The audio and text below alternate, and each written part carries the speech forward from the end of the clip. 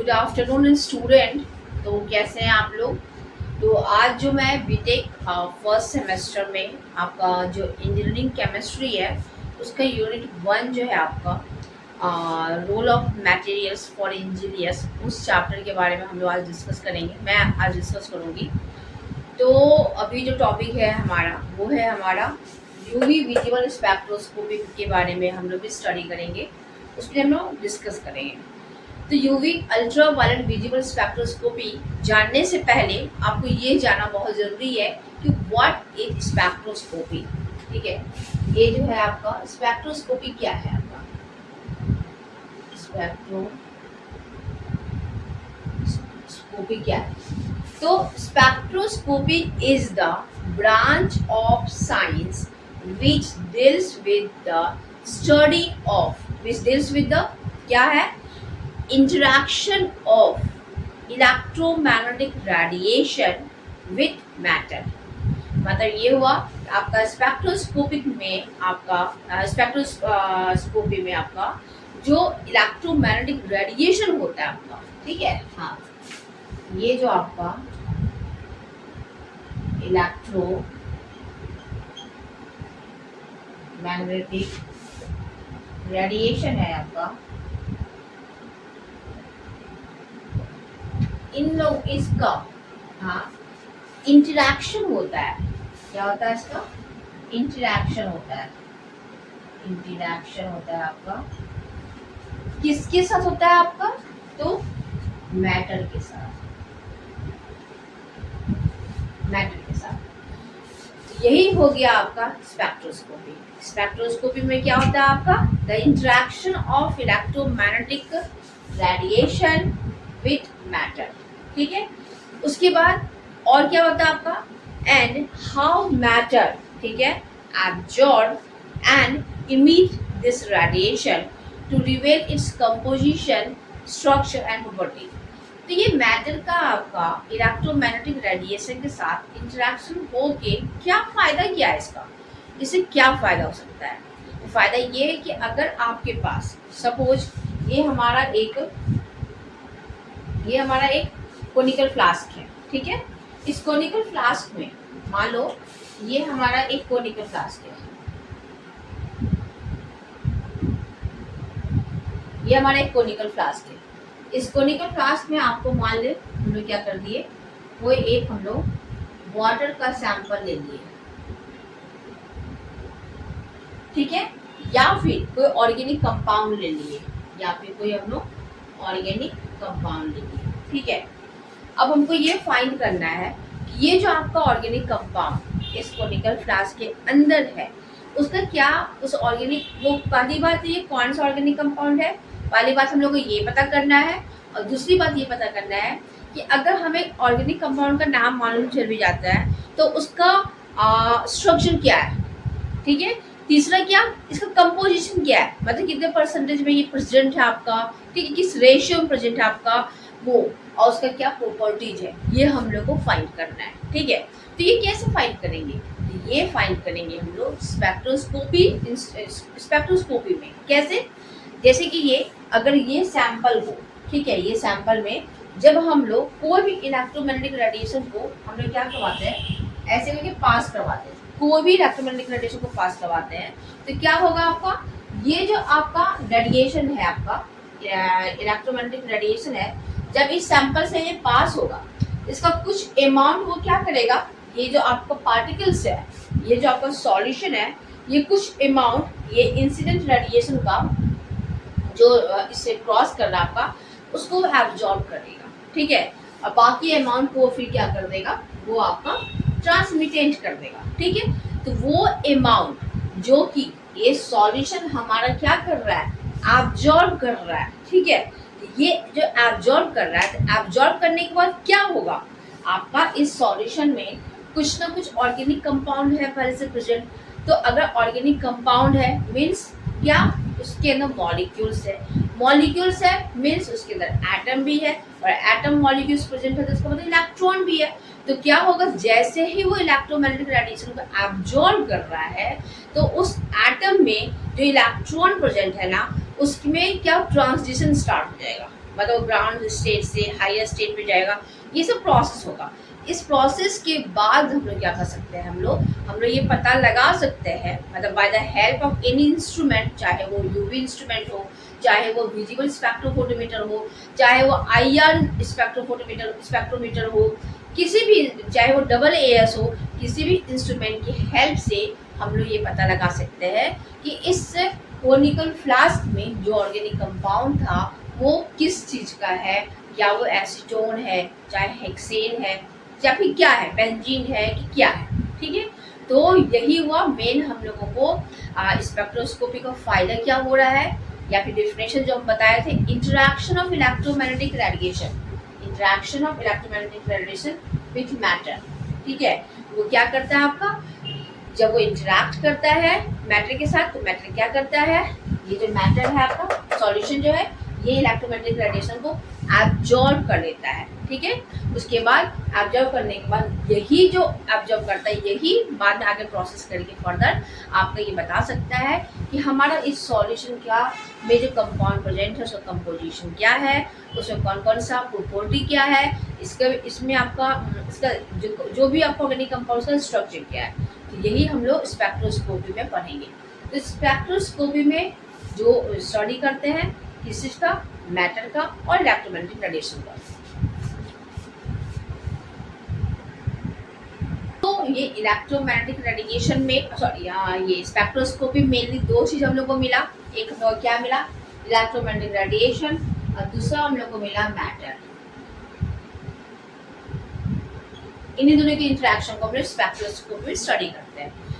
तो मैटर तो सबको पता है, मैटर क्या है आपका, मैटर जो है वो कुछ भी हो सकता है, विच हैव क्या, उसका खुद का एक मास होगा, वो कुछ स्पेस ऑक्यूपाई करेगा, या फिर कुछ वॉल्यूम होगा, ये तो मैटर हो गया।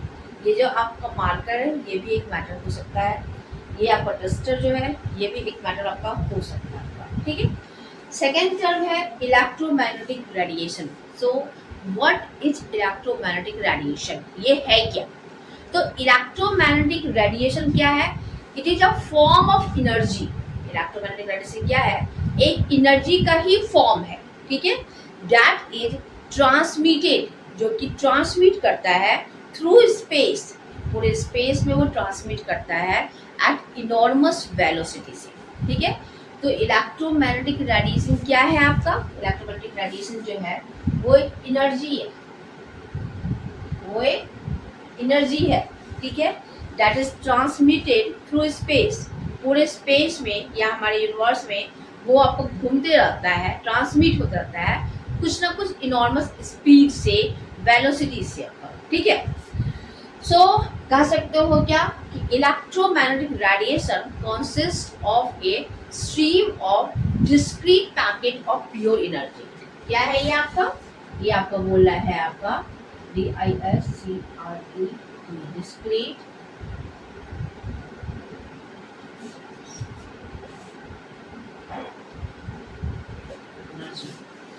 तो ये क्या है, इलेक्ट्रोमैग्नेटिक रेडिएशन में क्या है आपका, ये है discrete packets of energy, discrete packet of energy. ठीक है, जिसको कि हम लोग फोटोन भी कर सकते हैं हम लोग, या फिर हम लोग इसको क्वांटा भी कर सकते हैं, जिसको कि हम लोग क्वांटा भी कर सकते हैं।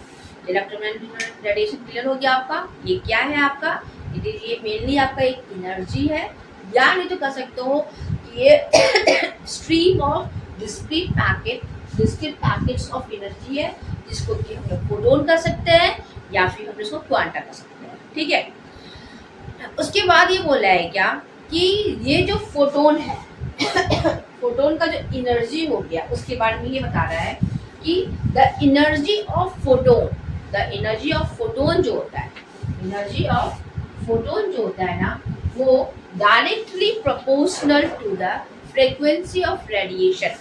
ये directly proportional to the frequency of radiation, मतलब कि मान लो कोई भी रेडिएशन आपका जा रहा है, मान लो यूवी रेडिएशन हो गया, ये आपको पास हो रहा है, तो उसका उसमें जो फोटोन होगा उसका जो एनर्जी होगा ना, वो आपका डायरेक्टली प्रोपोर्शनल टू उस रेडिएशन के फ्रीक्वेंसी के होगा। मतलब अगर उस रेडिएशन का अगर मान लो फ्रीक्वेंसी बहुत हाई है अगर फ्रीक्वेंसी हाई है तो आपका उस रेडिएशन का एनर्जी का वैल्यू भी आपका हाई होगा।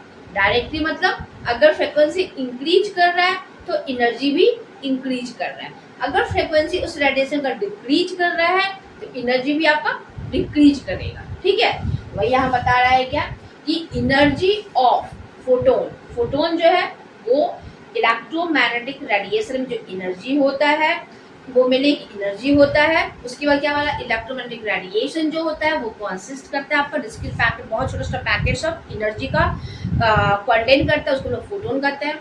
फोटोन का जो एनर्जी होता है वो याद रखिएगा directly proportional to frequency of that radiation. ठीक, क्लियर हो गया।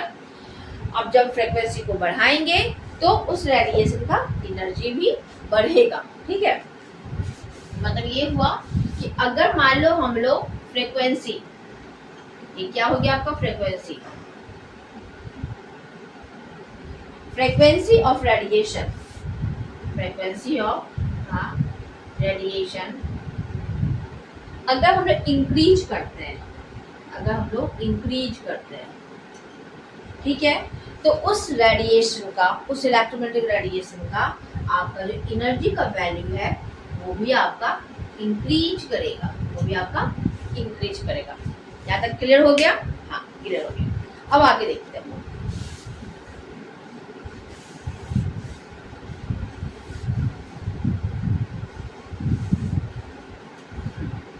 अभी हम क्या बताएं कि फोटोन का जो एनर्जी होता है, हाँ, वो आपका डायरेक्टली प्रोपोर्शनल टू न्यू के होता है। ठीक है, अब जब ये हम लोग प्रोपोर्शनल को हटाएंगे तो इसको हम लिखेंगे E equal to h nu, लिख सकते हैं हम लोग, हाँ, जहाँ पे कि वेयर एच जो है वो क्या हो गया आपका प्लैंक्स कांस्टेंट और म्यू क्या हो गया आपका फ्रीक्वेंसी, फ्रीक्वेंसी ऑफ रेडिएशन। ठीक, ज्यादा क्लियर हो गया। अब एक और चीज जानिएगा, जब हम लोग इसको जब हम लोग आगे सॉल्व करेंगे तो इसका वैल्यू कैसे लिखेंगे हम लोग, E equal to h nu equal to c by lambda, ये होता है। मतलब ये कि न्यू जो होता है आपका फ्रीक्वेंसी जो होता है उसका जो वैल्यू होता है आपका वो सी बाय लैम्डा के बराबर होता है। ठीक है, मतलब ये न्यू जो होता है वो इनवर्सली प्रोपोर्शनल टू लैम्डा के होता है। अगर आपका कोई भी इलेक्ट्रोमैग्नेटिक रेडिएशन का वेवलेंथ का वैल्यू हाई है तो उसका फ्रीक्वेंसी का वैल्यू जस्ट अपोजिट लो हो जाएगा। ठीक है, तो यहाँ पे क्या बोला है, E equal to h nu होता है, जब इसको हम लोग फॉर्मूला में फिट करेंगे E equal to h c by lambda हो जाएगा। मतलब यहाँ पर आप देख सकते हो क्या, यहाँ पर आपका E जो होता है वो भी आपका लैम्डा के इनवर्सली प्रोपोर्शनल होगा। ठीक है, दूसरा न्यू जो होता है वो भी आपका लैम्डा मतलब वेवलेंथ के इनवर्सली प्रोपोर्शनल होता है। मतलब ये हुआ कि अगर कोई इलेक्ट्रोमैग्नेटिक रेडिएशन है, ठीक है, अगर कोई आपका इलेक्ट्रोमैग्नेटिक रेडिएशन है, अगर मान लो कि ये हमारा यूवी रेडिएशन है, ये हमारा यूवी रेडिएशन है, ठीक है, अगर इसका एनर्जी का वैल्यू हाई है, ठीक है, तो एनर्जी का वैल्यू अगर हाई है तो फ्रीक्वेंसी का वैल्यू भी हाई ही होगा। ठीक है, क्योंकि वो इसकी डायरेक्ट इन्वर्स होता है। लेकिन वेवलेंथ का वैल्यू क्या होगा, ये इन्वर्सली होता है, तो वेवलेंथ का वैल्यू जो होगा आपका, वेव लेंथ का जो वैल्यू होगा वो आपका लो होगा, क्योंकि ये इसके इन्वर्सली प्रोपोर्शनल टू होता है आपका। ठीक है, अब जो नेक्स्ट टर्म है वो हम लोग पढ़ेंगे इलेक्ट्रोमैग्नेटिक स्पेक्ट्रम। ठीक है,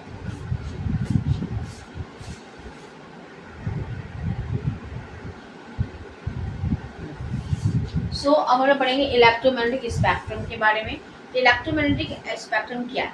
इलेक्ट्रोमैग्नेटिक स्पेक्ट्रम क्या है ना कि ये है आपका, कह सकते हो क्या, जो डिफरेंट टाइप का इलेक्ट्रोमैग्नेटिक रेडिएशन हमारे यूनिवर्स में मूव करता है आपका, उसी को हम लोग अरेंज करते हैं। सपोज कर सकते हैं एक टेबुलर फॉर्म में हम उसको अरेंज करते हैं, ठीक है। तो the arrangement of electromagnetic radiation in increasing order of their wavelength and decreasing order of their frequency, ठीक है, is called the electromagnetic spectrum. मतलब ये कह सकते हैं स्पेक्ट्रम क्या है, एक टेबुलर फॉर्म है जिसमें कि हम डिफरेंट इलेक्ट्रोमैग्नेटिक रेडिएशन को हम लोग अरेंज करती है। कैसे अरेंज करती है कि आपका वेवलेंथ की जो है उसका वो आपका लेफ्ट राइट में इंक्रीज करेगा अगर, तो राइट इधर जस्ट ऑपोजिट इसका फ्रीक्वेंसी का डिक्रीज करेगा। इसका हम बना देते हैं फिर आपको क्लियर हो जाएगा, ठीक है। तो जैसे कि मान लो कि अभी हम जो बना रहे हैं आपका स्पेक्ट्रम, ये स्पेक्ट्रम बना रहे हैं, मान लो ये मेरा स्पेक्ट्रम है, ये मेरा मान लो स्पेक्ट्रम है, ठीक है। हाँ, ये मेरा स्पेक्ट्रम है। तो पहले मेरा होगा गामा रेज, पहले मेरा होगा गामा रेज, ठीक है। गामा रेज के बाद मेरा हो जाएगा एक्स रेज, एक्स रेज हो जाएगा। एक्स रेज के बाद हो जाएगा हमारा यूवी रेज, एक्स रेज के बाद हो जाएगा यूवी, यूवी के बाद तुम्हारा ये वाला जो लाइन है आपका ये हो जाएगा विजिबल, फिर माइक्रोवेव होगा, विजिबल के बाद फिर आपका हो जाएगा माइक्रोवेव, माइक्रोवेव, फिर इसमें आएगा आपका रेडियो वेव, रेडियो।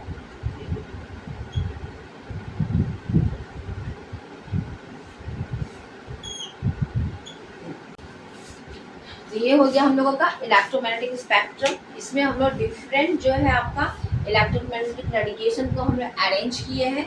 जब आप इसको देखोगे एक टेबुलर फॉर्म में, आप ये देखिए क्या, ये जो गामा रेज है, एक्सरे है, यूवी रे है, माइक्रोवेव है, सॉरी विजिबल रे है, माइक्रोवेव है, रेडियो वेव्स है ना, ये सब आपका इलेक्ट्रोमैग्नेटिक रेडिएशन हो गया आपका। इसको जब अरेंज किया है ना, लेफ्ट से जब राइट की ओर जा रहे हैं, इस केस में आपका वेवलेंथ आपका इंक्रीज कर रहा है। मतलब ये हुआ गामा रेज का वेवलेंथ सबसे कम होगा, गामा रेज का वेवलेंथ सबसे कम होगा, जबकि आपका रेडियो वेव्स का वेवलेंथ सबसे हाई होगा, ठीक। लेकिन जब हम लोग राइट से लेफ्ट की ओर जाएंगे तो आपका इंक्रीजिंग फ्रीक्वेंसी, मतलब ये हुआ कि रेडियो वेव्स का अगर हमारा वेवलेंथ आपका क्या है, रेडियो वेव्स का अगर वेवलेंथ हाई है तो इसका फ्रीक्वेंसी क्या होगा, इसका फ्रीक्वेंसी जो है ना, इसका फ्रीक्वेंसी जो होगा ना वो आपका लो होगा, ठीक है। जबकि गामा रेज का जिसका कि आपका वेवलेंथ जो है लो है तो फ्रीक्वेंसी इसका हाई होगा।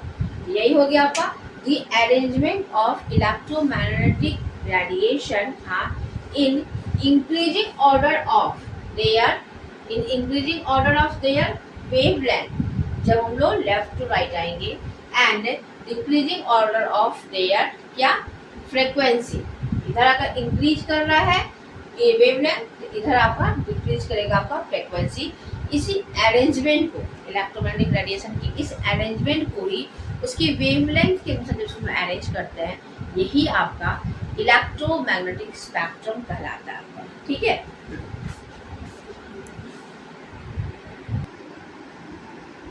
ये देखिए, दिख रहा है,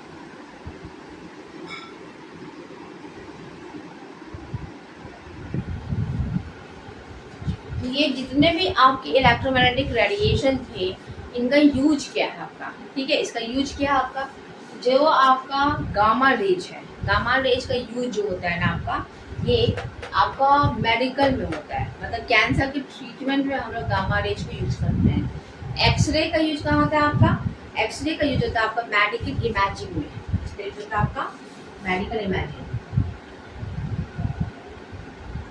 मेडिकल इमेजिंग में, ठीक है।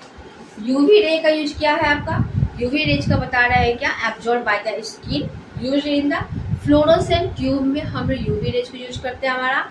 ये हो गया आपका विजिबल लाइट, ये जो छोटा वाला पार्ट आप देख लो ना कम है, ये विजिबल लाइट, विजिबल रेडिएशन हो गया। विजिबल मतलब क्या होगा, making things able to be seen, जो हम लोग अभी देख रहे हैं हर एक चीज को, हर एक सामान को देख पा रहे हैं, ऑब्जेक्ट को देख पा रहे हैं, ये हम लोग यहाँ पे चूंकि विजिबल रीजन प्रेजेंट है इसी वजह से देख पाते हैं।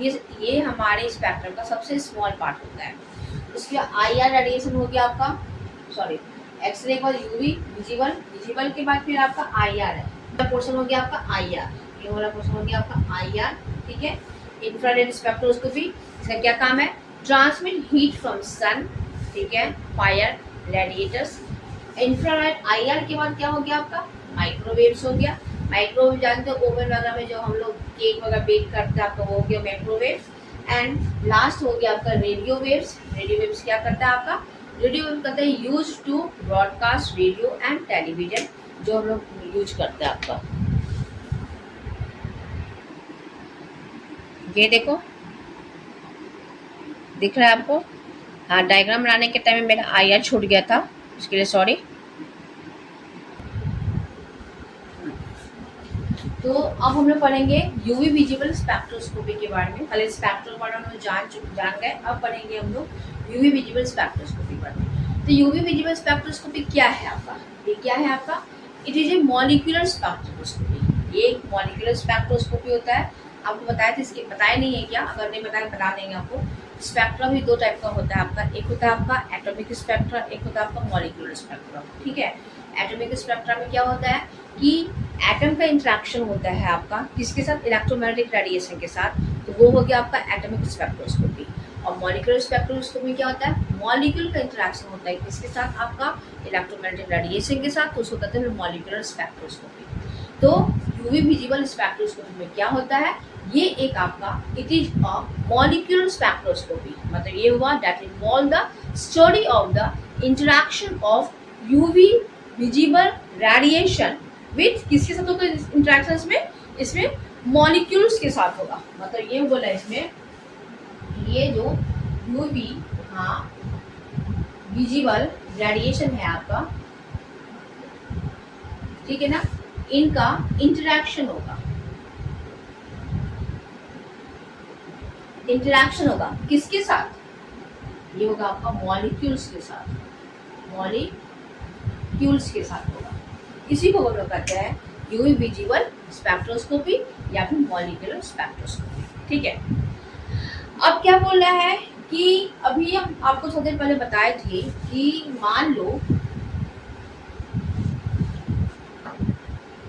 मान लीजिए कि ये हमारा कोई सैंपल इसमें हम लोग लिए हुए, ठीक है। इससे हम लोग मान लो यूवी विजिबल रेडिएशन को हम लोग पास करवा रहे हैं, तो क्या होगा? ये जो आपका I0 है, ये हो गया इंसिडेंट रेडिएशन, जिसका कुछ ना कुछ आपका क्या होगा? वेवलेंथ होगा। जब ये लाइट इस सॉल्यूशन से पास करवा रहे हैं तो इस रेडिएशन का कुछ ना कुछ इंटेंसिटी होगा, ठीक है। तो इस रेडिएशन का कुछ पार्ट जो है ना वो एब्जॉर्ब कर लेगा। कौन एब्जॉर्ब कर लेगा? इस क्यूबेट में, ये जो क्यूबेट में सॉल्यूशन है ना, इस सॉल्यूशन के अंदर जो भी आपका मॉलिक्यूल्स होगा या एटम होगा, वो क्या करेगा? इस रेडिएशन का जो भी इंटेंसिटी होगा, इस रेडिएशन का कुछ पार्ट को ये एब्जॉर्ब कर लेगा। मान लो एक पार्ट को एब्जॉर्ब कर लेगा और बाकी पार्ट को फिर क्या करेगा? वो उसको ट्रांसमिटेंट कर देगा। ट्रांसमिटेंट कर देगा मतलब यहाँ से आपका IT निकल गया, आपका कुछ पार्ट को एब्जॉर्ब कर लिया। जब वो एब्जॉर्ब कर लिया तो हो क्या रहा है इस केस में? इस केस में जब वो एब्जॉर्ब कर लिया, उसके आगे देखिए क्या होता है। अब जब ये जो लाइट आपका निकला है, ठीक है, इसको हम लोग क्या करेंगे? जब हम लोग किसी प्रिज्म से पास करवाएंगे तो क्या होगा? जब आप इसको प्रिज्म से पास करवाओगे तो हम लोग को एक स्पेक्ट्रम मिलेगा। जब आप इसको, इस रेडिएशन को, ट्रांसमिटेड रेडिएशन को किसी प्रिज्म से, प्रिज्म मतलब क्या हो गया? एक ट्रांसपेरेंट ग्लास का मटेरियल होगा, उसे जब हम पास करवाएंगे तो ये लाइट क्या होगा ना, ये लाइट आपका डिफरेंट कलर्स में या फिर डिफरेंट कलर्स वो स्प्लिट हो जाएगा। और स्प्लिट जब होगा आपका तो उसको हम लोग क्या करेंगे? एक स्पेक्ट्रोमीटर, एक है, उस पर हम उसको कलेक्ट करेंगे उस लाइट, ठीक है। उससे होगा क्या? उससे ये होगा, उससे हम लोग ये पता लगा सकते हैं कि इस क्यूबिट के अंदर जो सॉल्यूशन है, इसके अंदर किस टाइप का मॉलिक्यूल्स है, ठीक है। तो इस टाइप से जो हम लोगों को स्पेक्ट्रम मिला, उस टाइप के स्पेक्ट्रम को हम लोग कहते हैं एब्जॉर्प्शन स्पेक्ट्रम। क्या कहते हैं हम लोग इसको कहते हैं हम लोग एब्जॉर्प्शन। Absorption spectrum. ठीक है, तो एब्जॉर्प्शन स्पेक्ट्रम क्या होता है आपका?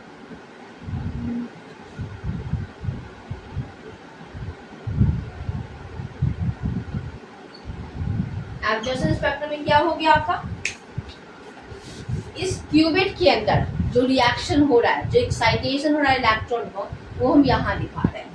इस क्यूबिट के अंदर मान लो कि ये हमारा ये कोई एटम है जो कि अभी ग्राउंड स्टेट में है, मतलब एनर्जी लेवल 1 में है। ठीक, जैसे ही हम लोग क्या कर दिए, ये रेडिएशन इस एटम को दिए,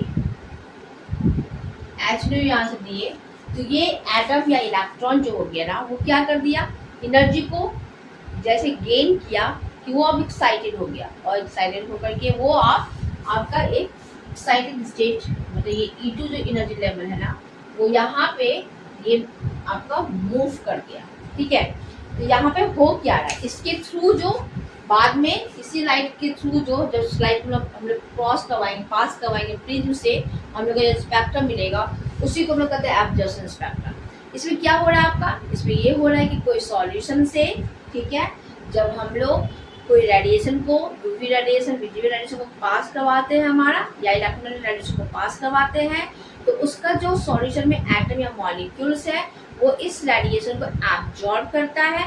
एब्जॉर्ब करने के बाद उस एटम का जो इलेक्ट्रॉन होता है वो क्या करता है, एक वो क्वांटाइज हो जाता है, और फाइनली वो ग्राउंड स्टेट से हायर एनर्जी स्टेट को पहुंच जाता है आपका।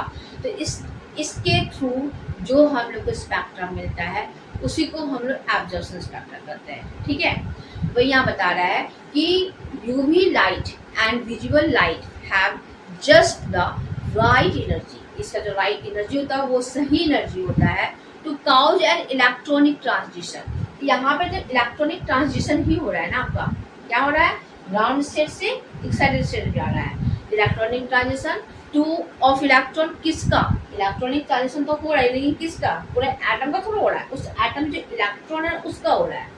Electron from one filled orbital to another higher energy unfilled orbital होता है। ठीक, अब सुनिए गौर से, व्हेन ए मॉलिक्यूल्स, जैसे ये मॉलिक्यूल्स आपका एब्जॉर्ब करता है light of N appropriate wavelength, मान लो इसके अंदर जो मॉलिक्यूल्स है, जैसे हम इसको लाइट को प्रोवाइड कर रहे हैं, तो क्या कर रहा है, व्हेन ए मॉलिक्यूल्स एब्जॉर्ब करता है light of N appropriate wavelength का, ठीक है, एक एप्रोप्रिएट वेवलेंथ जैसे वो एब्जॉर्ब कर लिया, जैसे ये एब्जॉर्ब कर लिया तो क्या होगा, एन इलेक्ट्रॉन, इस मॉलिक्यूल्स का जो इलेक्ट्रॉन होगा is promoted to a higher energy molecular orbital, इसका इलेक्ट्रॉन मूव करके हायर एनर्जी मॉलिक्यूलर ऑर्बिटल में चला जाएगा।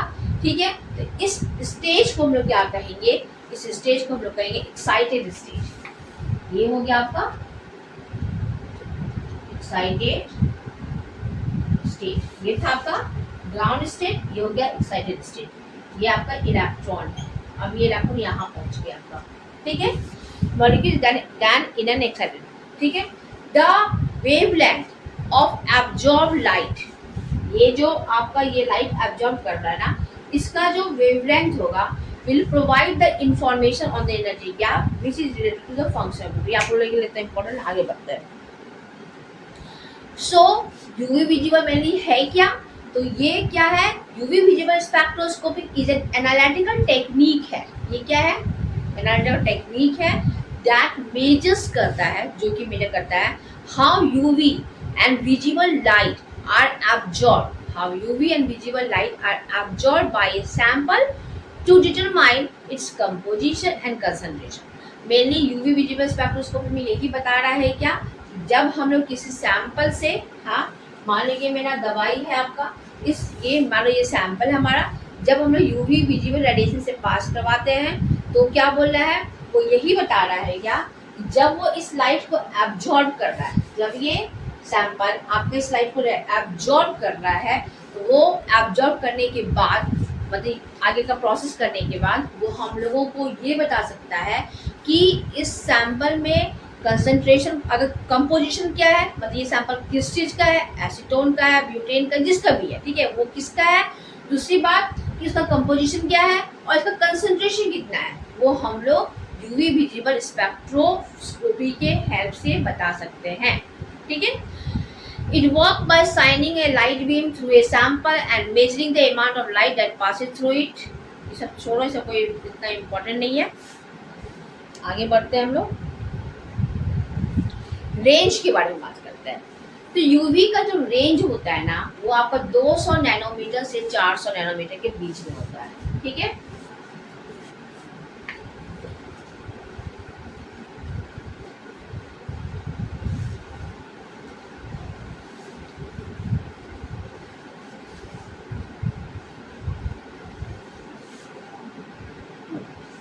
यूवी का जो रेंज होता है आपका, यूवी का वो रेंज होता है वो आपका 200 टू 400 नैनोमीटर होता है। जबकि आपका विजिबल का जो रेंज होता है वो 400 नैनोमीटर टू 800 नैनोमीटर होता है। ये आपको याद रखिएगा, नैनोमीटर वेवलेंथ का आपका यूनिट हो गया। तो वही यहाँ बता रहे हैं क्या, ये तो कंप्लीट हो गया। हम लोग पढ़ेंगे इलेक्ट्रॉनिक ट्रांसड्यूसर के बारे में, जो कि बहुत ही इम्पोर्टेंट पॉइंट है।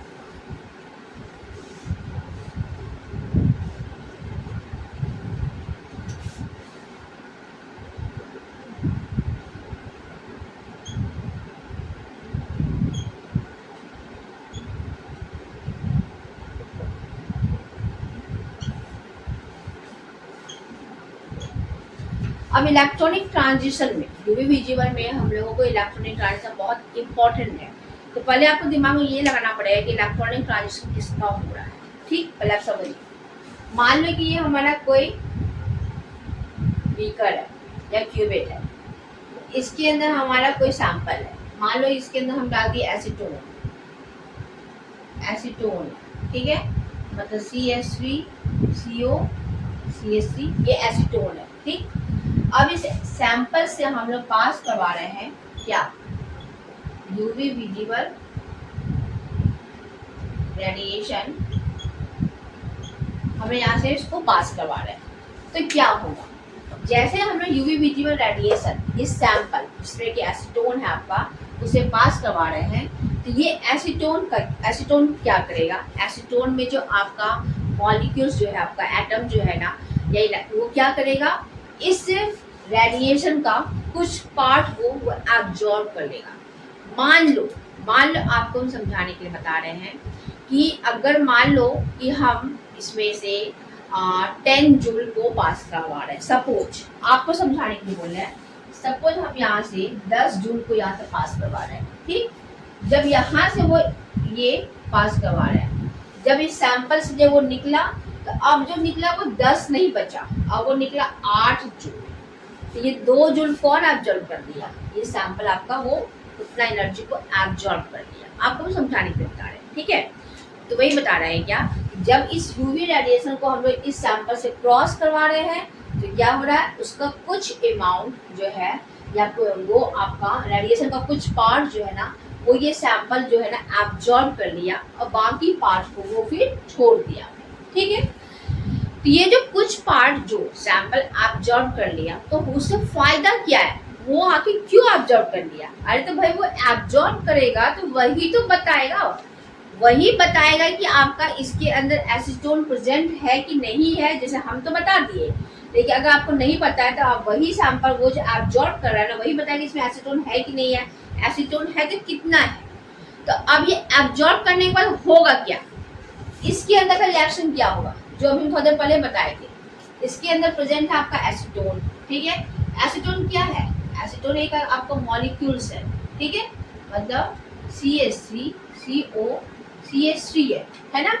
इसके अंदर क्या है, ये जितना कार्बन है, हाइड्रोजन है, ये है, सबके वैलेंस शेल में इलेक्ट्रॉन होगा, ये इलेक्ट्रॉन होगा ना आपका। हाँ, यही इलेक्ट्रॉन क्या करेगा ना, आपको ग्राउंड स्टेट से मूव करके एक्साइटेड स्टेट हो जाएगा, जो अभी हम जस्ट बताए थे आपको। ठीक है, ये जो आपका एसीटोन के अंदर जो इलेक्ट्रॉन प्रेजेंट है ना, वही क्या करेगा, आपका वो एनर्जी को एब्जॉर्ब करके एक्साइटेड स्टेट में वो चला जाएगा। ठीक है, तो इसी के बारे में, इलेक्ट्रॉनिक ट्रांसड्यूसर के बारे में हम लोग अभी अब डिस्कस करेंगे।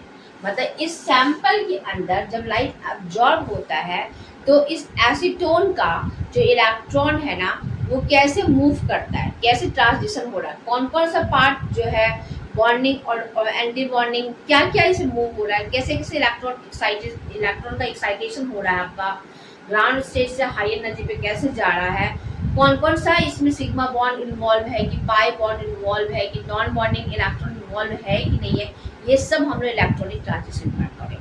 तो मैंने पहले एक बार पढ़ते हैं आपको। The absorption of light, the absorption of light, ये वाला light by a sample in UV visible region is accompanied by a change in the कैसे electronic state of the molecule. Molecule का पहले स्ट्रक्चर मतलब मॉलिक्यूल का पहले state अलग होगा, एब्जॉर्प्शन के बाद मॉलिक्यूल का स्टेट अब अलग हो जाएगा, ठीक है, इन द सैंपल। दूसरा क्या बोलता है, यूवी विजिबल स्पेक्ट्रोस्कोपी मेजर करता है आपका इलेक्ट्रॉनिक ट्रांजिशन, किस टाइप का इलेक्ट्रॉनिक ट्रांजिशन इसके अंदर हो रहा है, सिग्मा से सिग्मा स्टार इलेक्ट्रॉनिक ट्रांजिशन हो रहा है, मतलब बॉन्डिंग सिग्मा बॉन्डिंग से सिग्मा एंटी बॉन्डिंग में जा रहा है कि नॉन बॉन्डिंग से आपका सिग्मा स्टार में जा रहा है, ये सभी बारे में। वेयर इलेक्ट्रॉन और क्या होगा आपका, जहाँ पे इलेक्ट्रॉन जो है आपका प्रमोट करेगा आपका ये ग्राउंड स्टेट से, यहाँ से इलेक्ट्रॉन मूव करके आपका कहाँ जाएगा, आपका एक्साइटेड स्टेट में। Electron are promoted from a ground state to a higher energy state by absorbing UV और विजिबल रेडिएशन। यहाँ से इलेक्ट्रॉन को एब्जॉर्ब कर लिया एनर्जी को, और ये हायर एनर्जी जो है ना यहाँ पे पहुंच गया, ठीक है। तो इलेक्ट्रॉनिक ट्रांजिशन यूवी विजिबल में आपका मेनली 4 टाइप का होता है। The main type of transition are, कौन कौन सा होता है आपका इलेक्ट्रॉनिक ट्रांजिशन जो होता है आपका, main type of electronic transition क्या क्या है आपका, ये बोलता है आपका सिग्मा से सिग्मा स्टार, ठीक है, सिग्मा से सिग्मा स्टार, एन से सिग्मा स्टार, पाई से पाई स्टार, एन से पाई स्टार, ठीक है, एन से पाई स्टार। ये डिपेंड करता है, depend on the molecular electronic configuration and the energy required for this transition.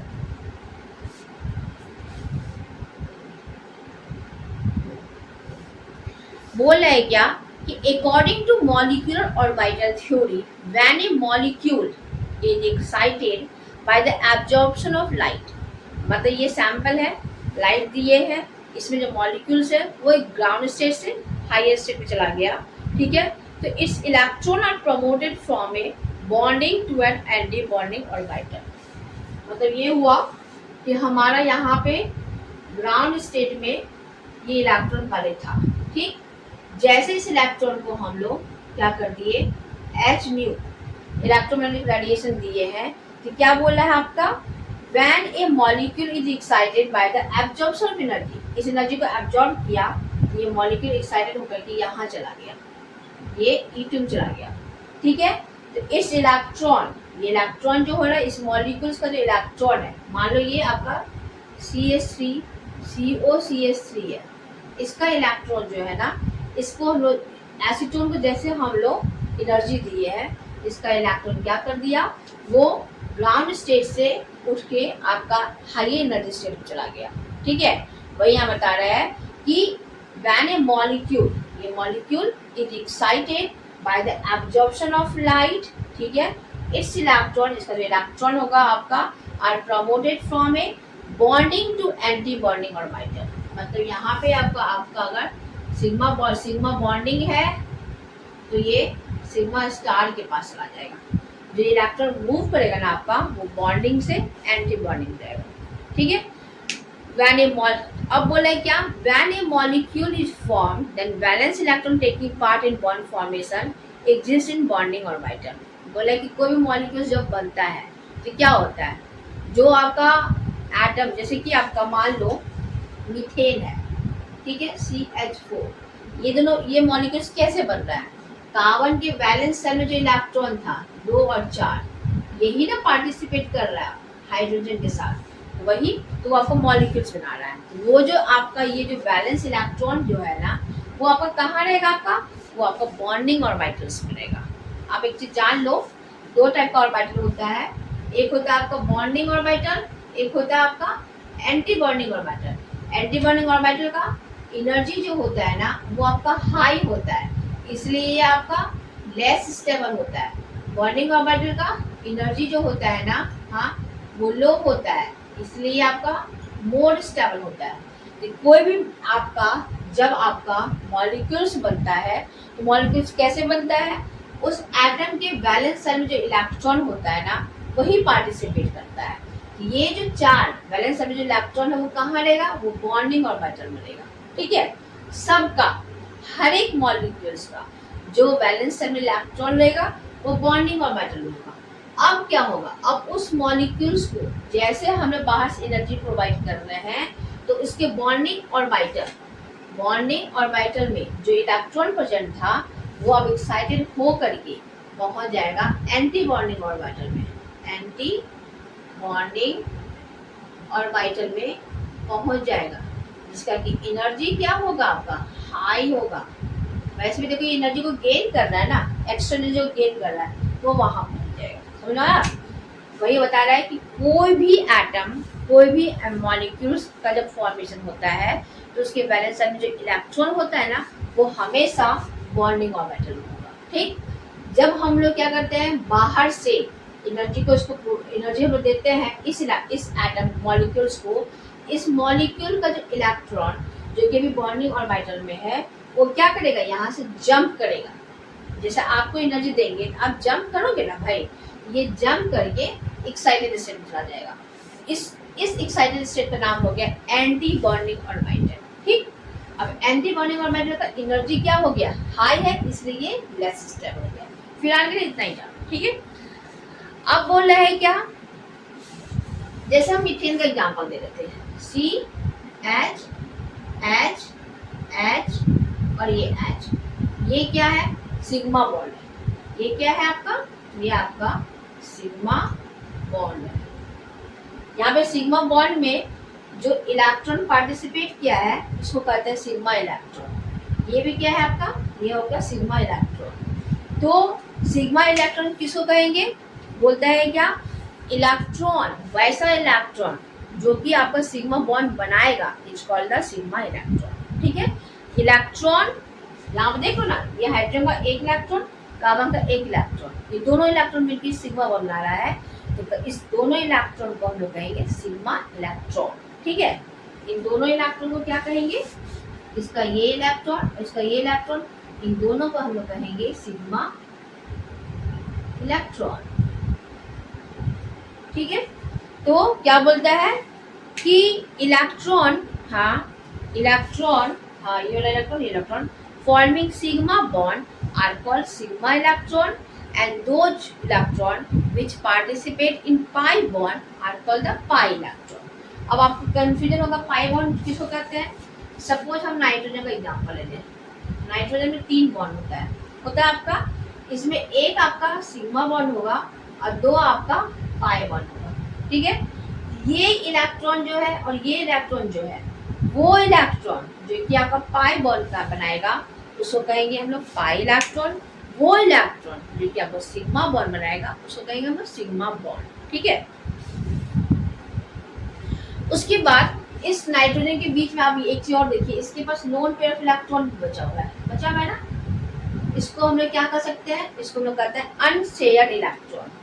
इसको हम लोग कह सकते हैं अनशेयर्ड इलेक्ट्रॉन, मतलब ये बॉन्डिंग में पार्टिसिपेट नहीं करता है, जिसको कि हम लोग स्मॉल एन से दिखा सकते हैं, ये वाला है। ठीक है, इसको हम लोग स्मॉल एन से दिखा। Unshared electron in a molecule, जैसे नाइट्रोजन में आपका अनशेयर्ड इलेक्ट्रॉन कितना है, 2 2 4, मतलब कह सकते हैं 2 पेयर।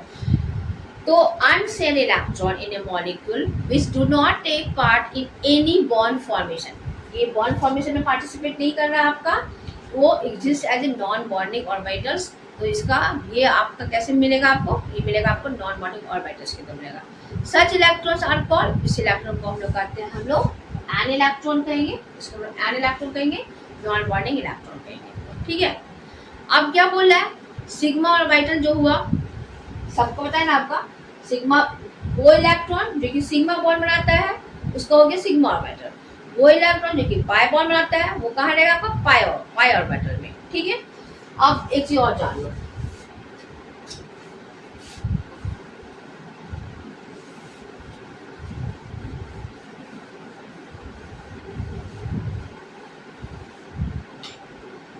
अब एक चीज और जान लो, जो हमारा वो एक होता है सिग्मा ऑर्बिटल, इसमें हम लोग सिग्मा बॉन्ड बनता है आपका, ये सिग्मा बॉन्ड कौन बनाता है आपका, सिग्मा इलेक्ट्रॉन बनाता है, सिग्मा इलेक्ट्रॉन आता है। दूसरा हो गया आपका पाई ऑर्बिटल, ठीक है, ये क्या बनाता है, ये आपका पाई बॉन्ड बनाता है। पाई बॉन्ड कौन बनाता है आपका, तो पाई इलेक्ट्रॉन बनाता है, पाई इलेक्ट्रॉन आता है। ठीक है, तो ये क्या है आपका, ये सिग्मा ऑर्बिटल है, मतलब जो कि अभी आपको ग्राउंड स्टेट में है, नीचे है। ये पाई ऑर्बिटल है जो कि आपका ग्राउंड स्टेट में। ठीक, अब इसी का एक हायर एनर्जी में एक एंटी बॉन्डिंग ऑर्बिटल होगा, मतलब सिग्मा स्टार इसको लिखेंगे, इसको हम लोग कहेंगे sigma star anti bonding orbital कहेंगे, sigma star anti bonding orbital कहेंगे। ठीक है, इसी तरह पाई का भी होगा, पाई का भी आपका पाई स्टार एंटी बॉन्डिंग ऑर्बिटल होगा। ठीक, पहले बताए थे इसका एनर्जी चूंकि ये ग्राउंड स्टेट पे है, इसका एनर्जी क्या होगा आपका, इसका एनर्जी लो होगा, इसका भी एनर्जी क्या होगा आपका, इसका भी एनर्जी लो होगा। जिसका एनर्जी लो होता है वो आपका स्टेबल होता है, वो आपका स्टेबल होता है, और ये भी आपका स्टेबल होता है। तो ये हमेशा आपको एंटी बॉन्डिंग ऑर्बिटल नहीं मिलेगा, मतलब वो रहेगा लेकिन उसमें इलेक्ट्रॉन कभी नहीं रहता है। इलेक्ट्रॉन उसमें तभी जाएगा जब जो ग्राउंड स्टेट में जो इलेक्ट्रॉन है ना, जब आप उसको बाहर से इलेक्ट्रोमैग्नेटिक रेडिएशन दोगे तो वो एक्साइटेड होगा, देन जाकर वो इस वाले ऑर्बिटल में एंटी बॉन्डिंग ऑर्बिटल में वो शिफ्ट होगा, तब उसमें वो शिफ्ट होगा। ठीक है, क्लियर हो गया। वही बता रहे हैं यहाँ पे, there are higher energy level, ये सब क्या है, सब हाई एनर्जी लेवल है ना, इसका एनर्जी इससे हाई हो गया, इसका एनर्जी इससे हाई हो गया। There are higher energy level, जिसको कि हम लोग एंटी बॉन्डिंग ऑर्बिटल कहते हैं, ये भी एंटी बॉन्डिंग ऑर्बिटल हो गया, ये भी आपका एंटी बॉन्डिंग ऑर्बिटल हो गया, which are associated with a sigma star and pi star orbitals.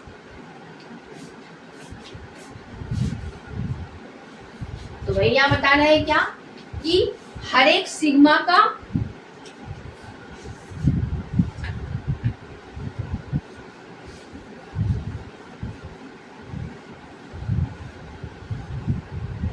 वही यहाँ बता रहा है कि हर एक सिग्मा ऑर्बिटल का एंटी बॉन्डिंग ऑर्बिटल होगा, हर एक पाई ऑर्बिटल का एंटी बॉन्डिंग ऑर्बिटल होगा, लेकिन नॉन बॉन्डिंग ऑर्बिटल का कोई भी स्टार नहीं होगा।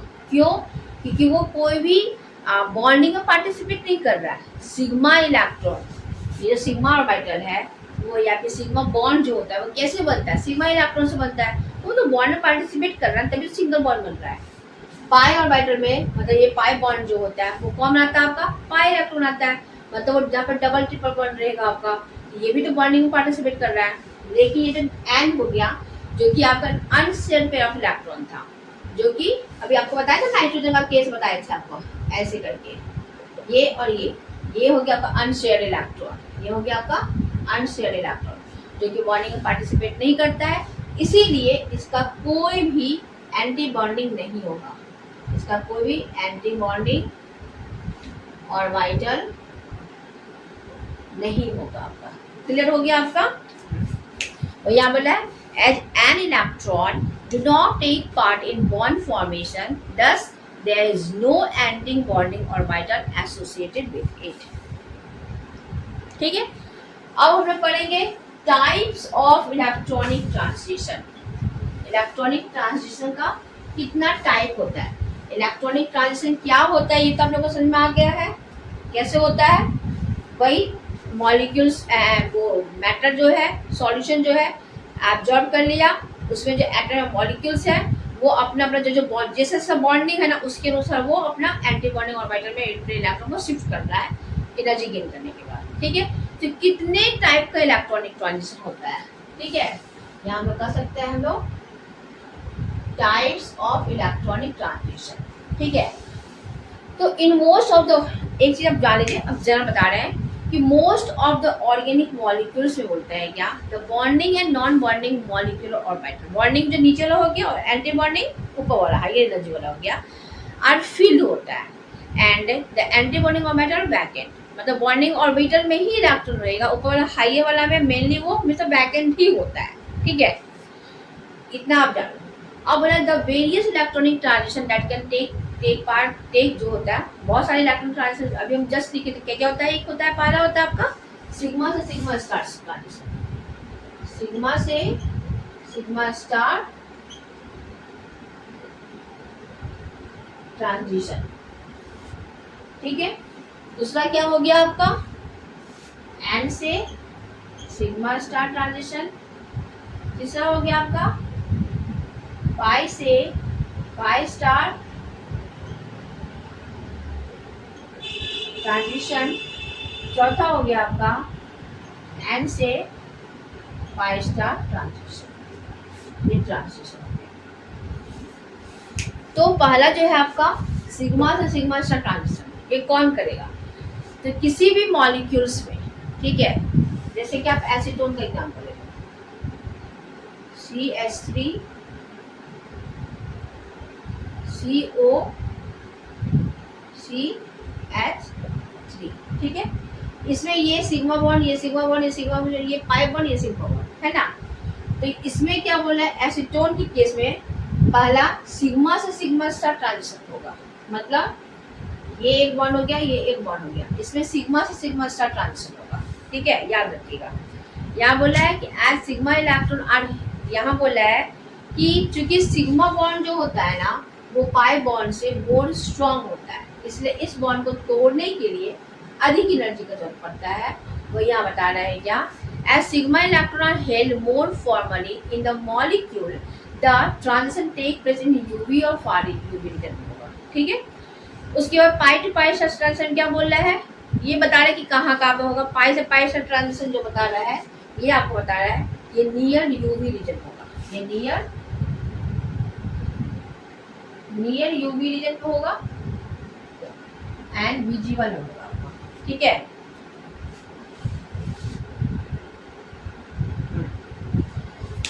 यहाँ बोला है पहला बोला है सिग्मा से sigma star transition, a sigma bonding electron move to a sigma anti bonding orbital, this transition require a large amount of energy.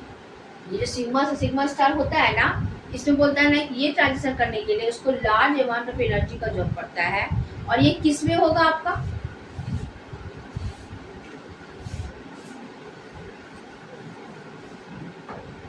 Sigma से सिग्मा स्टार ट्रांजिशन जो होगा ना वो किस में होगा आपका, ये आपका होगा आपका सैचुरेटेड हाइड्रोकार्बन में होगा, सैचुरेटेड हाइड्रोकार्बन में होगा। ठीक है, जैसे कि आपका एल्केन मतलब मीथेन होगा, इसमें कि सब आपका सिंगल बॉन्ड रहेगा। ठीक है, अब क्या बोल रहे हैं यहाँ पे, ये कब होगा आपका, ये 200 नैनोमीटर, ये 200 नैनोमीटर वेवलेंथ जो होता है ना उसके बिलो,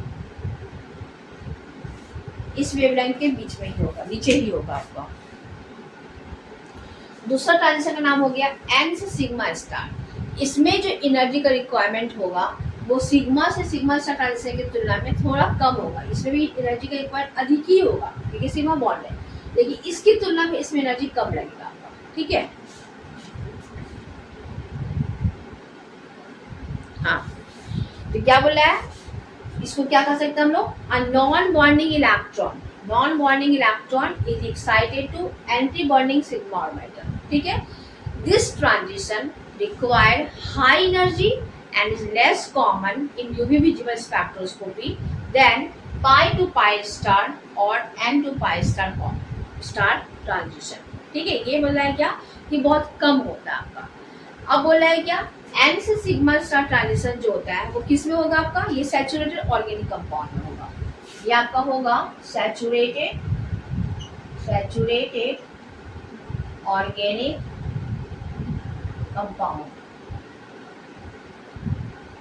सैचुरेटेड ऑर्गेनिक कंपाउंड में होगा, ठीक है, जो कि क्या कंटेन करेगा आपका, containing hetero atom, containing hetero atom,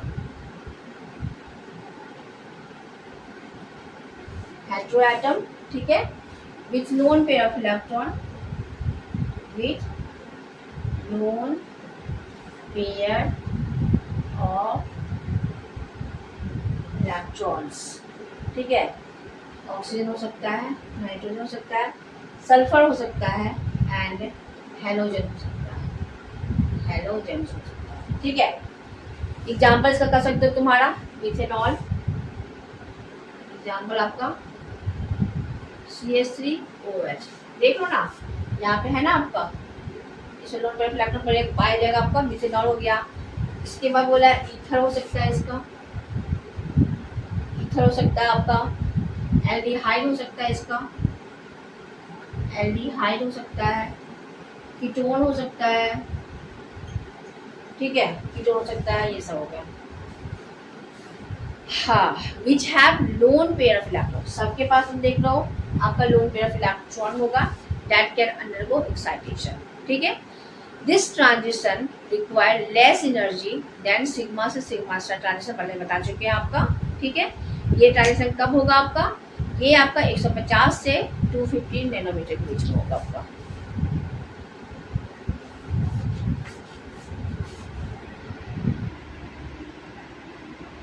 sigma sigma star transition देख रहे हो,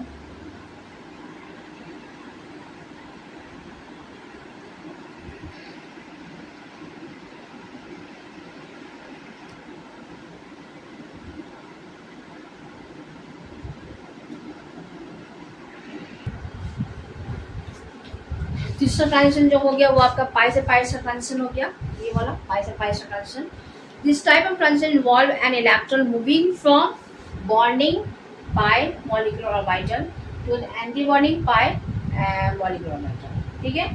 ये किस में होगा, इसका एग्जाम्पल क्या है आपका, this is a very common and strong transition that occur in compound containing multiple bonds, ठीक है, मल्टीपल बॉन्ड में होगा, मतलब ये आपका अनसैचुरेटेड हाइड्रोकार्बन में होगा, जैसे कि आपका ये एल्कीन में होगा, एल्काइंस में हो सकता है, कार्बन आयंस में हो सकता है, मतलब जैसे कि आपका एसीटोन वगैरह हो गया, नाइट्राइल्स में आपका हो सकता है, नाइट्राइल्स मतलब नाइट्राइल्स हो गया आपका जैसे कि CH3 CH2 C triple bond N, ये हो गया आपका नाइट्राइल्स,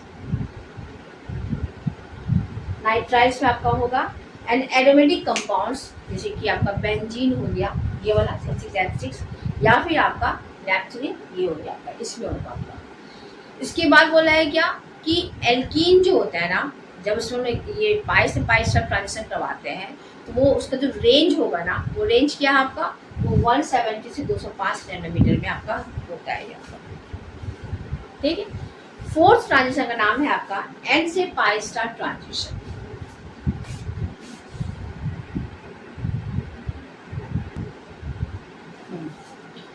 फोर्थ जो हो गया आपका वो एन से पाई स्टार ट्रांजिशन होता है। It is an electronic transition where an electron jump from a non bonding orbital to a pi star anti bonding orbital, ठीक है। या कर सकते हो क्या, or non bonding electron is excited to a anti bonding pi star orbital, ठीक है। This transition occurs in कहाँ पे, compounds with lone pair of electron present रहेगा कहाँ पे आपका, hetero atom such as carbonyl and nitriles, ठीक है। Compounds containing double bond involving hetero atoms such as CO, CN, and O undergo this type of N to pi star transition, ठीक है। उसके बाद बोला है क्या कि N to pi star transition require less energy, इसको कम एनर्जी का जरूरत पड़ता है आपका, मतलब लोअर वेवलेंथ पे होगा आपका compare to pi star transition पे। एंड सो एब्जॉर्प्शन एट आपका 300 नैनोमीटर के अराउंड आपको वो दिखाएगा आपका। ठीक है। सो अगर आपको इन चारों में से आपको ये पूछा जाएगा कि किस ट्रांजिशन का एनर्जी का वैल्यू हाई है, उसको मैं कैसे दिखाएंगे?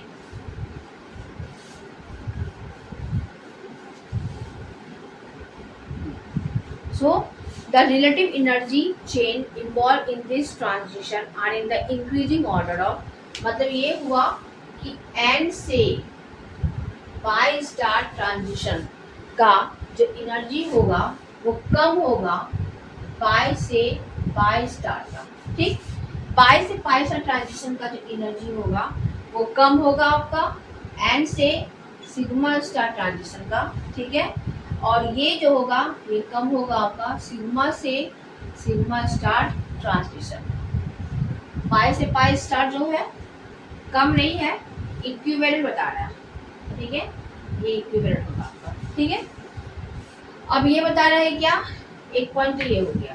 दूसरा पॉइंट क्या बता रहा है आपका कि n से पाई स्टार, पाई से पाई स्टार एंड n से sigma star transition account for the absorption. ये सब ट्रांजिशन जो होगा आपका वो कहाँ होगा आपका 200 से 800 नैनोमीटर के रेंज में होगा आपका इलेक्ट्रोमैग्नेटिक स्पेक्ट्रम में। ऑन द अदर हैंड, ठीक है, ऑन द अदर हैंड बोल रहा है कि आपका सिग्मा से सिग्मा स्टार ट्रांजिशन, सिग्मा से सिग्मा स्टार ट्रांजिशन occur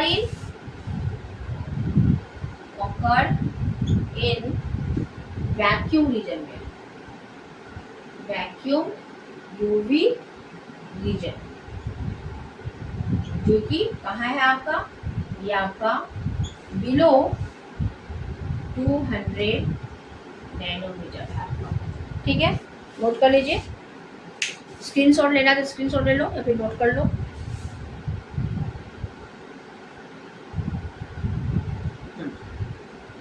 हो गया, आगे बढ़ते हैं।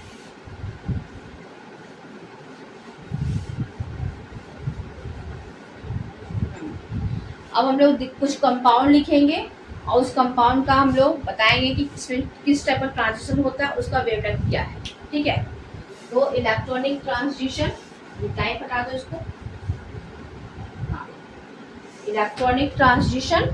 हाँ, फिर इसके बाद इसका लैम्डा मैक्स का वैल्यू होगा आपका lambda max for some compound, ठीक है। कंपाउंड ले लो वाटर, कंपाउंड ले लो वाटर, ठीक है। वाटर का स्ट्रक्चर बना दो HOH, ठीक है। इसमें जो ट्रांजिशन होगा वो कैसा होगा आपका, इसमें जो ट्रांजिशन होगा आपका वो होगा n से सिग्मा स्टार, और इसमें लैम्डा मैक्स का जो वैल्यू होगा, इसमें लैम्डा मैक्स का जो वैल्यू आएगा आपका वो आएगा आपका 169 पहला, ठीक है। दूसरा बता रहा है आपका क्या है, दूसरा आपका मिथेनॉल, मिथेनॉल ये हो गया आपका CH3OH, मिथेनॉल हो गया आपका। इसमें भी आपका N2 सिग्मा स्टार होगा आपका, और इसमें आपका 188 लैम्डा मैक्स आएगा। तीसरा हो गया आपका इथीन, CH3 इथीन हो गया। इथीन में कैसा होगा आपका, इसमें आपका होगा सिग्मा से सिग्मा स्टार ट्रांजिशन।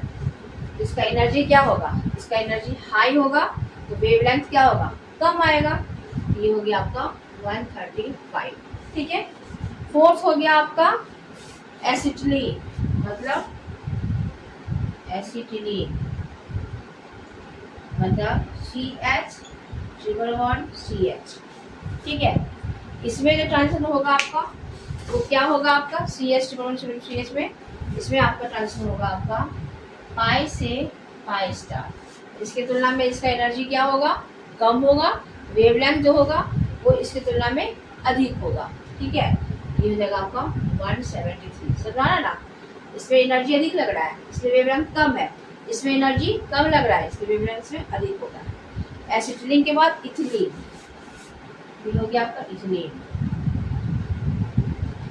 इथिलीन का CH2 डबल बॉन्ड CH2।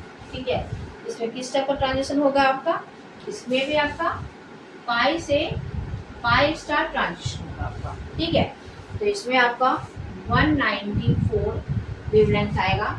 क्यों अधिक क्यों आ रहा है, क्योंकि इसमें एनर्जी कम लग रहा है आपका। ठीक है, लास्ट जो है आपका वो आपका बेंजीन है। आपका बेंजीन, बेंजीन हो गया। इसमें आपका किस टाइप का ट्रांजिशन होगा आपका, इसमें आपका 3 टाइप का ट्रांजिशन बता रहा है। एक आपका पाई से पाई स्टार ट्रांजिशन होगा जो कि इसका अबाउट 180 नैनो हो जाएगा वेवलेंथ। दूसरा बोल रहा है आपका 200 भी हो सकता है इसका वेवलेंथ, और तीसरा बोल रहा है आपका 255 भी आपका आ सकता है। ये हो गया आपका electronic transition lambda max for some compound का।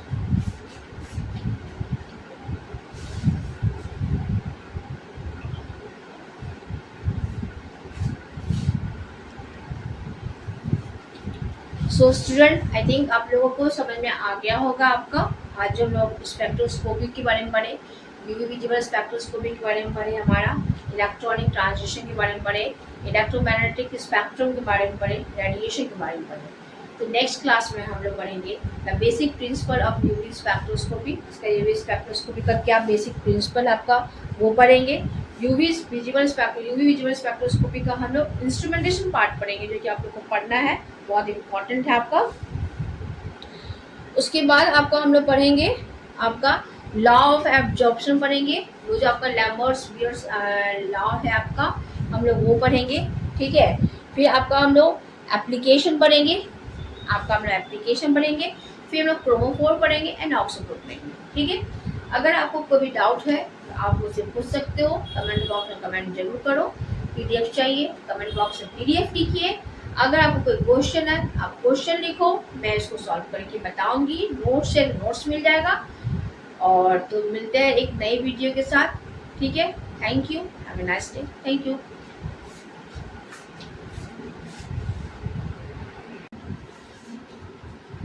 सो स्टूडेंट, ये वीडियो मैं नेक्स्ट डे मॉर्निंग में 4 बजे बनाई हूँ, इसी वजह से मैं अभी आपको गुड मॉर्निंग बोलूँगी। तो ये वीडियो मैं 2 दिन बनाई हूँ, इसलिए दोनों को मर्ज करके मैं बना रही हूँ इसको। So good morning student, good morning guys. तो आज के इस टॉपिक में यूनिट 1 में यूवी विजिबल स्पेक्ट्रोस्कोपी के बारे में हम लोग उसके इलेक्ट्रोमैग्नेटिक रेडिएशन क्या होता है वो हम लोग, उसमें इलेक्ट्रॉनिक ट्रांसलेशन कैसा होता है, ये सब हम लोग कल के टॉपिक में डिस्कस किए थे। आज के इस टॉपिक में हम लोग पढ़ेंगे जो आपको यूवी विजिबल स्पेक्ट्रोफोटोमीटर होता है आपका, उसका इंस्ट्रूमेंटेशन कैसा है, उसका इंस्ट्रूमेंटर का पार्ट क्या है, इंस्ट्रूमेंट में क्या क्या है, कौन कौन सा आपका जैसे कि डिटेक्टर क्या होता है, सैंपल होल्डर का क्या वर्क है, क्या काम है, इसके बारे में हम लोग पढ़ते हैं। ठीक है, तो अभी हम लोग पढ़ेंगे instrumentation of UV visible spectrophotometer. ठीक है, इंस्ट्रूमेंटेशन ऑफ कह सकते हो आपका ऑफ यूवी विजिबल स्पेक्ट्रो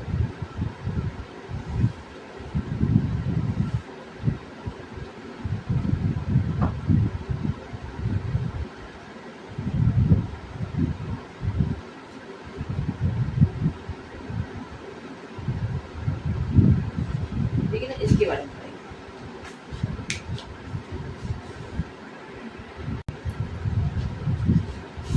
तो इंस्ट्रूमेंटेशन ऑफ इसका यूवी विजिबल स्पेक्ट्रोफोटोमीटर, इसके बारे में हम लोग पढ़ेंगे। तो the component of UV visible spectrophotometer are, कौन कौन सा कंपोनेंट जो है आपका इसके यूवी विजिबल स्पेक्ट्रोफोटोमीटर में यूज होता है वो है आपका पहला सोर्स। ठीक है, आगे डिस्कस करते हैं।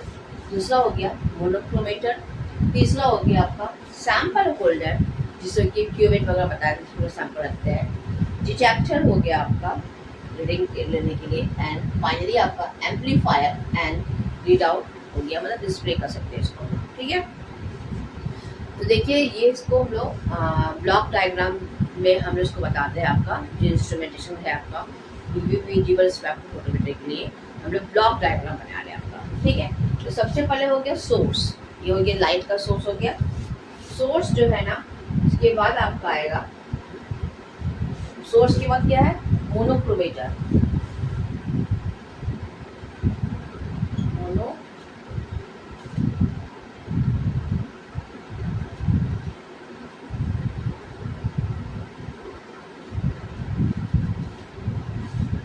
सोर्स के बाद मोनोक्रोमेटर, मोनोक्रोमेटर के बाद हो गया सैंपल होल्डर।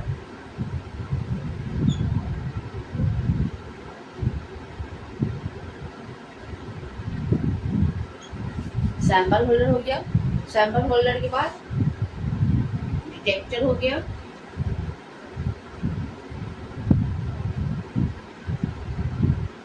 डिटेक्टर के बाद आपका हो गया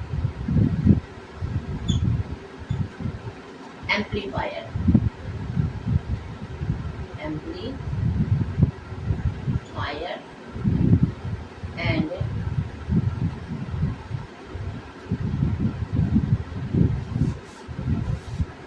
read out.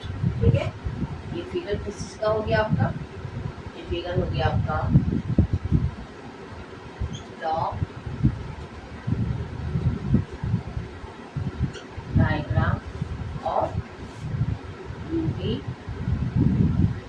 Visible spectrophotometer.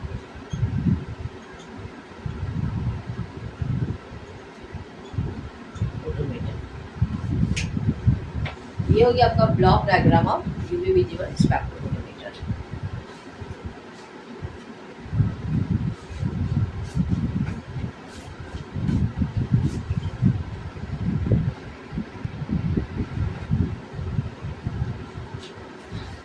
So अब हम लोग now we will discuss each and every component of the UV visible spectrophotometer का एक एक करके हम लोग डिस्कस करते हैं।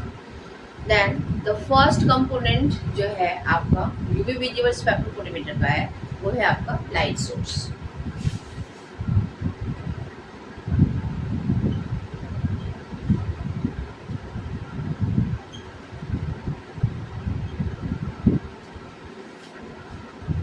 पहला हो गया आपका लाइट सोर्स, मतलब ये क्या हो गया कि मतलब कि जो इंस्ट्रूमेंट है आपका, जो भी आपका स्पेक्ट्रोफोटोमीटर है आपका, उसमें क्या बताए थे कि कोई भी आपका मैटर है, उस मैटर से हम लोगों को कोई भी इलेक्ट्रोमैग्नेटिक रेडिएशन को हम लोग को क्रॉस करवाना पड़ेगा, पास करवाना पड़ेगा।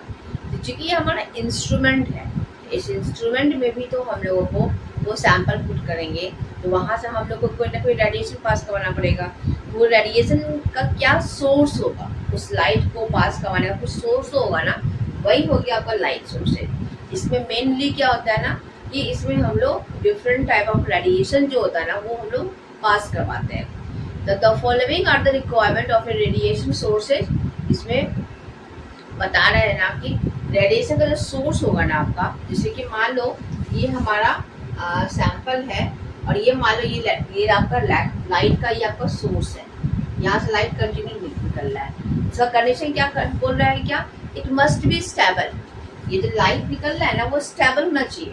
ऐसा नहीं कि लाइट निकला और बीच में लाइट बंद हो गया, ठीक है, या कभी डीम लाइट हो गया, मतलब समझ रहे हो ना, उस टाइप होना चाहिए, स्टेबल होना चाहिए। जैसे कांस्टेंट निकल रहा है वैसे निकलना चाहिए। लाइट का पहला कंडीशन क्या बोल रहा है, it must be stable.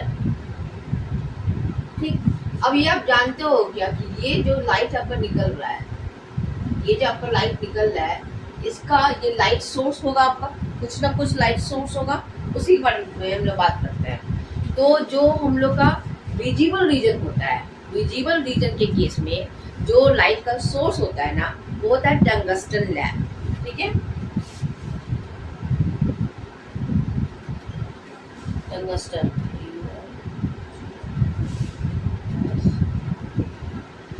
Tungsten lamp जो होता है ना वो आपका विजिबल रीजन के लिए,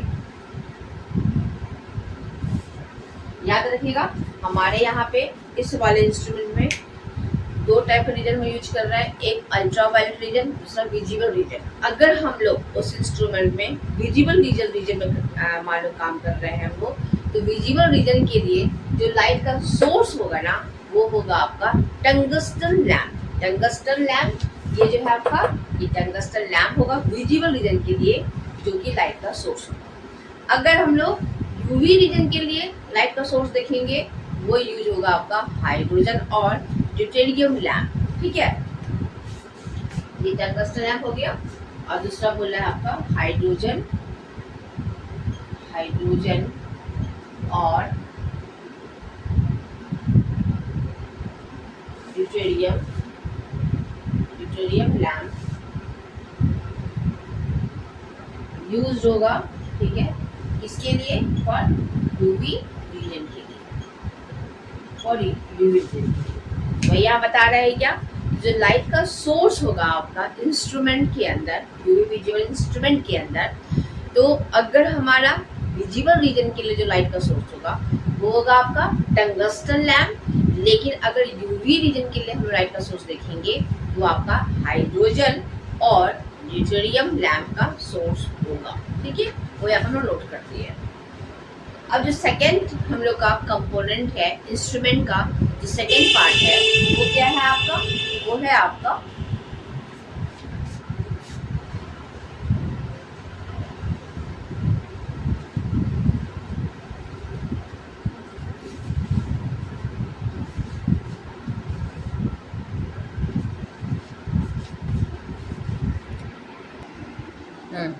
फर्स्ट सोर्स हो गया। अब सेकेंड जो है हम लोग पढ़ेंगे मोनोक्रोमेटर के बारे में, फिर सैंपल होल्डर के बारे में, फिर डिटेक्टर के बारे में, फिर एम्पलीफायर के बारे में, ठीक है। तो चलिए अब लोग मोनोक्रोमेटर के बारे में पढ़ते हैं।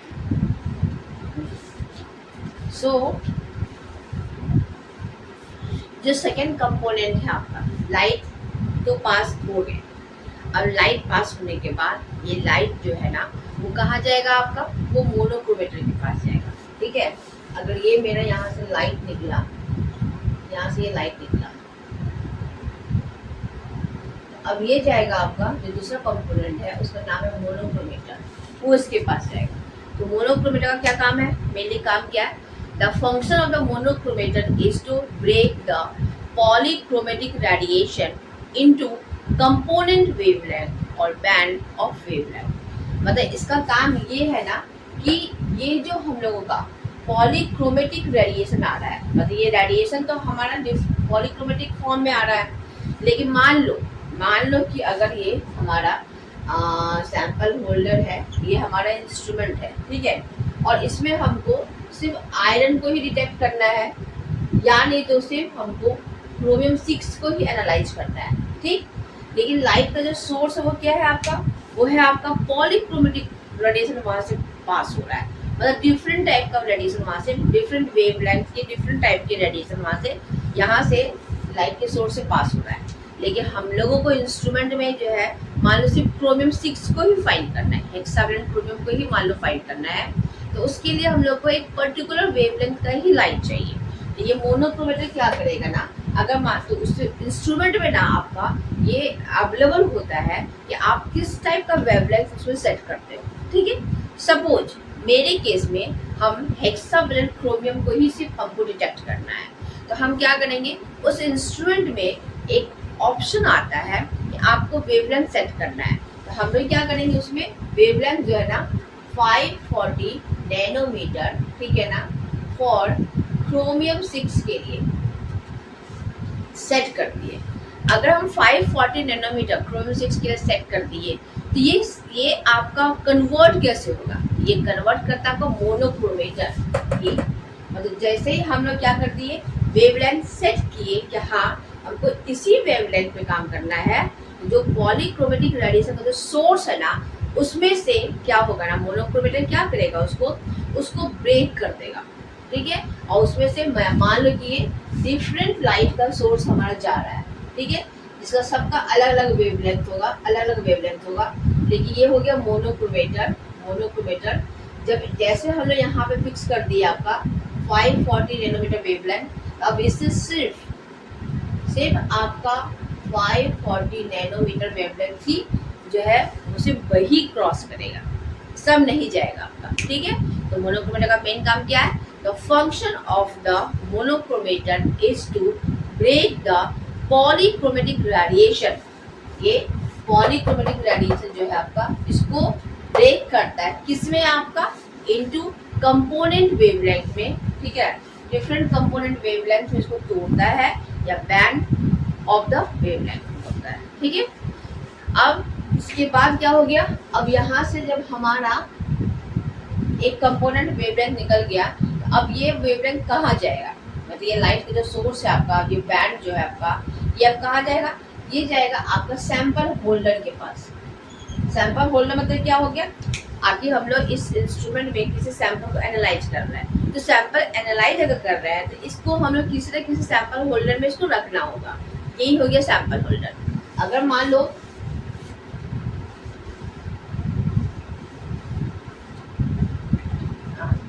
अब ये हमारा हो गया सैंपल होल्डर। ठीक है, इसके अंदर हम लोग क्या कर देंगे? ये क्यूवेट को, ये सैंपल को यहाँ पे डाल देंगे। ये हमारा ये सैंपल हो गया, ये हमारा क्यूवेट हो गया, ये हमारा क्यूवेट हो गया, और ये हमारा सैंपल होल्डर हो गया। ये हमारा सैंपल होल्डर हो गया। ठीक, अब यहाँ से लाइट पास हो रहा है। ये मोनोक्रोमेटर था हमारा, मोनोक्रोमेटर था, यहाँ से ये लाइट पास होगा। सैंपल होल्डर का मेन काम क्या, पहले वो पढ़ लेते हैं हम लोग। सैंपल होल्डर क्या होता है कि वो सैंपल जिसका कि हम लोगों को स्टडी करना है, किसमें? यूवी विजिबल स्पेक्ट्रोफोटोमीटर में हम लोग को स्टडी करना है। यूवी विजिबल स्पेक्ट्रोफोटोमीटर में हम लोगों को ये स्टडी करना है आपका। तो उस सैंपल को हम लोग क्या करेंगे? एक सेल में पुट करेंगे, या भी कर सकते हो क्या, इस क्यूवेट में उस सैंपल को डाल दिए। ठीक, अब बोला है ये क्यूवेट को फिर हम लोग क्या करेंगे? इस सैंपल को डाल देंगे। अब इसका भी कंडीशन है, क्यूवेट का साइज क्या होगा? क्यूवेट का साइज अगर इंस्ट्रूमेंट ऐसा है तो उसके अनुसार जो है ना, क्यूवेट का जो साइज होता है ना, वो आपका 1 मिलीमीटर से 10 सेंटीमीटर तक का आपका साइज का हो सकता है। क्यूवेट का जो साइज होगा आपका वो 1 mm टू 10 सेंटीमीटर इसका लेंथ होगा आपका। ठीक है, अब क्या बोला है? क्यूवेट का क्वालिटी कैसा होगा, वो किस चीज का बना होगा आपका? तो क्यूवेट जो होता है ना आपका, वो ग्लास का भी बना होता है और वो आपका क्वार्ट्ज का भी बना होता है। वो डिपेंड करता है क्या कि विच टाइप ऑफ रेडिएशन मतलब यू आर यूजिंग। ठीक है ना, मतलब विच टाइप ऑफ कह सकते हो ना रीजन आप यूज कर रहे हो। ठीक है, तो बोलेंगे इन द यूवी रीजन में, अगर मान लो कि हम यूवी रीजन यूज कर रहे हैं, तो उस केस में यूवी रीजन के केस में क्या बता रहा है आपका? तीसरा जो हो गया आपका, वो हो गया आपका सैंपल होल्डर। तीसरा हो गया। ठीक है, तो सैंपल होल्डर के लिए जो हम लोग क्यूवेट यूज कर रहे हैं, ठीक है, तो क्यूवेट जो होगा ना आपका for UV region, cuvette for UV region के लिए कैसा क्यूवेट यूज होगा आपका? वो आपका क्वार्ट्ज का यूज होगा। ठीक है, जबकि आपका विजिबल के लिए वो आपका ग्लास का। विजिबल के लिए क्या बता रहा है कि वो आपका ग्लास का होगा। वो यही बता रहा है क्या, ये जो क्यूवेट जो हम लोग सैंपल होल्डर में क्यूवेट डाल रहे हैं, क्यूवेट जिसमें कि मतलब जो सेल है जिसमें हम लोग सैंपल डाल रहे हैं, तो इसका क्वालिटी मतलब किस चीज़ का बना होगा आपका? तो अगर आप यूवी रीजन यूज कर रहे हो, ठीक है, तो जो क्यूवेट होगा वो आपका किस चीज़ का होगा? वो क्वार्ट्ज का होगा। And if you are using visible region, then जो आपका क्यूवेट होगा वो आपका किस चीज़ का होगा? आपका वो ग्लास का होगा आपका। ठीक है, साइज तो आपको बता ही चुके हैं।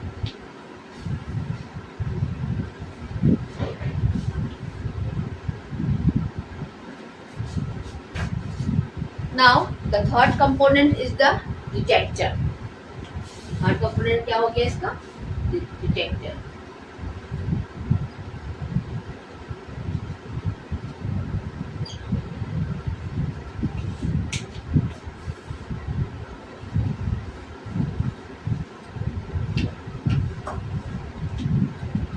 था आपका सैंपल होल्डर, ये लाइट अब यहाँ से यहाँ जाएगा डिटेक्टर के पास। थर्ड नहीं फोर्थ कंपोनेंट का सकते हो, ये थर्ड नहीं फोर्थ हो गया। डिटेक्टर नाम से मालूम चल रहा है ना कि वो डिटेक्ट करेगा। जैसे ही आपका सैंपल से, ये आपका क्या था, आपका ये आपका सैंपल का होल्डर था, इसके अंदर में क्या कर दिए, क्यूबिक को फिक्स कर दिए। अब यहाँ से आपका मोनोक्रोमेटर से तुम्हारा ये लाइट गया, जब ये लाइट यहाँ से पास कर दिया, ठीक है, देन फाइनली ये जाएगा डिटेक्टर के पास।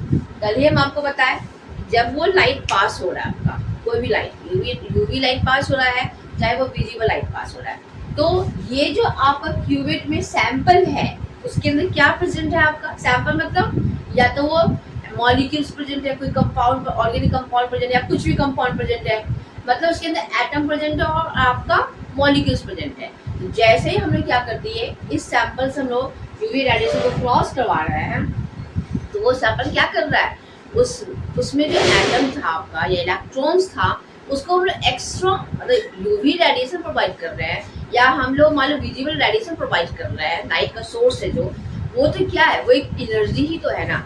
जैसे ही हम लोगों को उस सैंपल में प्रेजेंट जो आपका कोई भी कंपोनेंट्स है, उसका इलेक्ट्रॉन को जैसे हम लोग क्या कर रहे हैं, एनर्जी प्रोवाइड कर रहे हैं in the form of UV radiation और विजिबल रेडिएशन, वो क्या कर रहा है, उसमें एक्साइटेशन हो जा रहा है, उसमें जो इलेक्ट्रॉन है ना वो आपका जंप कर रहा है फ्रॉम ग्राउंड स्टेट टू आपका एक्साइटेड स्टेट। ये डिपेंड करता है क्या कि उस कंपोनेंट में, उस ऑर्गेनिक कंपाउंड में किस टाइप का बॉन्डिंग है, ठीक है।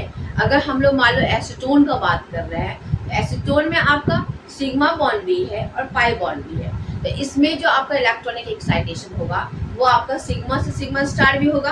कल बताए थे, दोबारा रिवीजन नहीं करेंगे हम लोग। सिग्मा से सिग्मा स्टार जाएगा, मतलब ग्राउंड स्टेट से हाईएस्ट स्टेट एनर्जी लेवल पर जाएगा, जहाँ पे कि आपका एंटी बॉन्डिंग सिग्मा और वाइटल है, मतलब यहाँ से इलेक्ट्रॉन जो है ग्राउंड स्टेट से आपका, जब से हमने उसको एनर्जी प्रोवाइड किए, वो एक्साइटेड होकर के आपका एंटी बॉन्डिंग मॉलिक्यूलर ऑर्बिटल जो है सिग्मा स्टार का, वहाँ चला जाएगा आपका।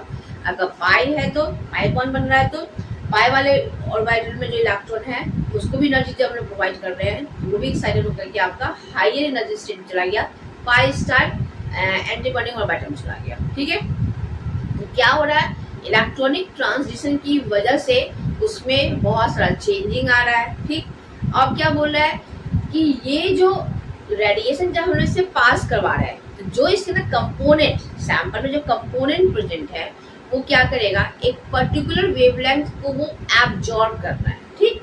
अब जब फाइनली इसको एब्जॉर्ब करने के बाद जब ये रेडिएशन सैंपल से बाहर जा रहा है, तो क्या होगा, इसका हम लोगों को डिटेक्टर क्या करेगा, वो डिटेक्ट करेगा, ठीक है। उसी के बारे में हम लोग बता रहे हैं, वो ये डिटेक्ट करेगा कि कहाँ पे किस रेडिएशन पे जो चेंजिंग आया है आपका इलेक्ट्रॉन के पोजीशन में, वही चीज वो ये बताएगा डिटेक्टर।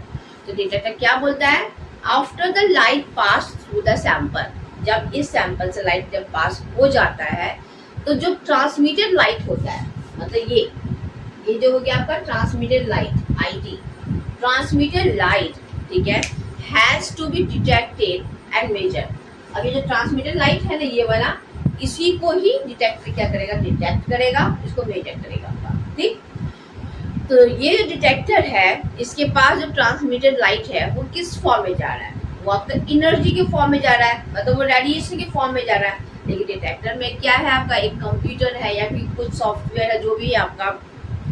तो डिटेक्टर क्या करेगा ना कि इस एनर्जी को, इस रेडिएशन को इलेक्ट्रिकल सिग्नल में कन्वर्ट कर देगा, और कन्वर्ट करने के बाद उसके वैल्यू को वो रिकॉर्ड कर सकता है।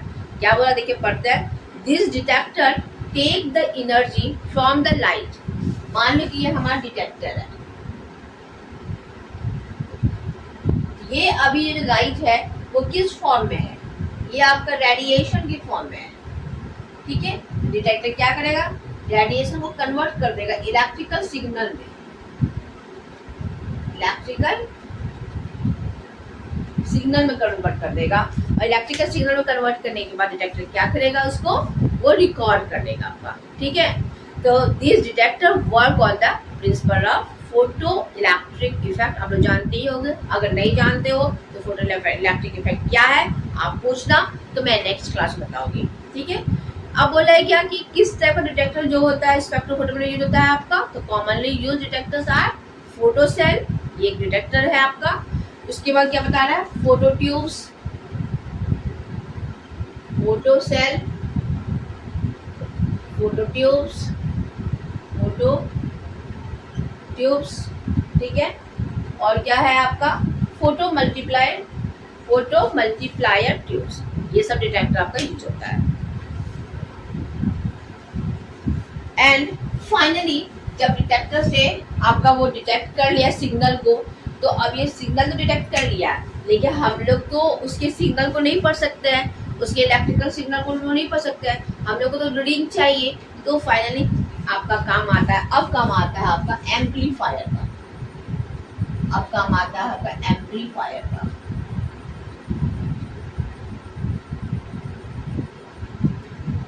ठीक है, एम्पलीफायर काम आता है। एम्पलीफाई क्या करेगा, द इलेक्ट्रिकल सिग्नल, ठीक है, यहाँ पे जो इलेक्ट्रिकल सिग्नल था किसके द्वारा डिटेक्टेड बाय, कौन डिटेक्ट किया था, डिटेक्टर के द्वारा। The electrical signal detected by the detector are translate, ये अब ट्रांसलेट हो रहा है into a form that is easy to interpret, ठीक है। अब ये क्या हो गया, अब डिटेक्टर से, यहाँ से डिटेक्टर से क्या हो रहा है आपका, डायग्राम हम नीचे क्यों बना देते हैं, डिटेक्टर से ये आ गया आपका कंप्यूटर का वो स्क्रीन, ये हो गया आपका कंप्यूटर का स्क्रीन, जिसको कि हम लोग कह सकते हैं एम्पलीफायर, ठीक है ना। तो डिटेक्टर तो क्या कर दिया, इलेक्ट्रिकल सिग्नल को रीड कर ले रहा है, लेकिन अब हम लोगों को तो पढ़ना है, हम लोगों को समझ में नहीं आएगा वो इलेक्ट्रिकल सिग्नल को, तो एम्पलीफायर क्या करेगा, उसको ट्रांसलेट करेगा इस कंपोनेंट में, इस फॉर्म में कि हम उसको आसानी से इंटरप्रेट कर पाए, ठीक है। तो वही बता रहा है यहाँ पे कि वो कैसे इंटरप्रेट करेगा, वो आपको इस टाइप का एक ग्राफ देगा, ऐसा इस टाइप का एक ग्राफ दे देगा आपका, ठीक है, जिसमें कि आपका नीचे में आपका वो लैम्डा मैक्स का वैल्यू दिया रहेगा और इधर आपका एब्जॉर्बेंस का वैल्यू दिया रहेगा। यही ग्राफ के हेल्प से हम लोग आसानी से बता सकते हैं वो जो आपका सैंपल होल्डर में जो क्यूवेट है, क्यूवेट में जो सैंपल है, वो सैंपल का क्या स्ट्रक्चर है, उसका क्या कंपोजिशन है, वो सब हम लोग यूवी विजिबल स्पेक्ट्रोफोटोमीटर की हेल्प से बता सकते हैं। ये था आपका इंस्ट्रूमेंटेशन पार्ट। अगर कोई भी डाउट है आप मुझसे पूछ सकते हो, ठीक है।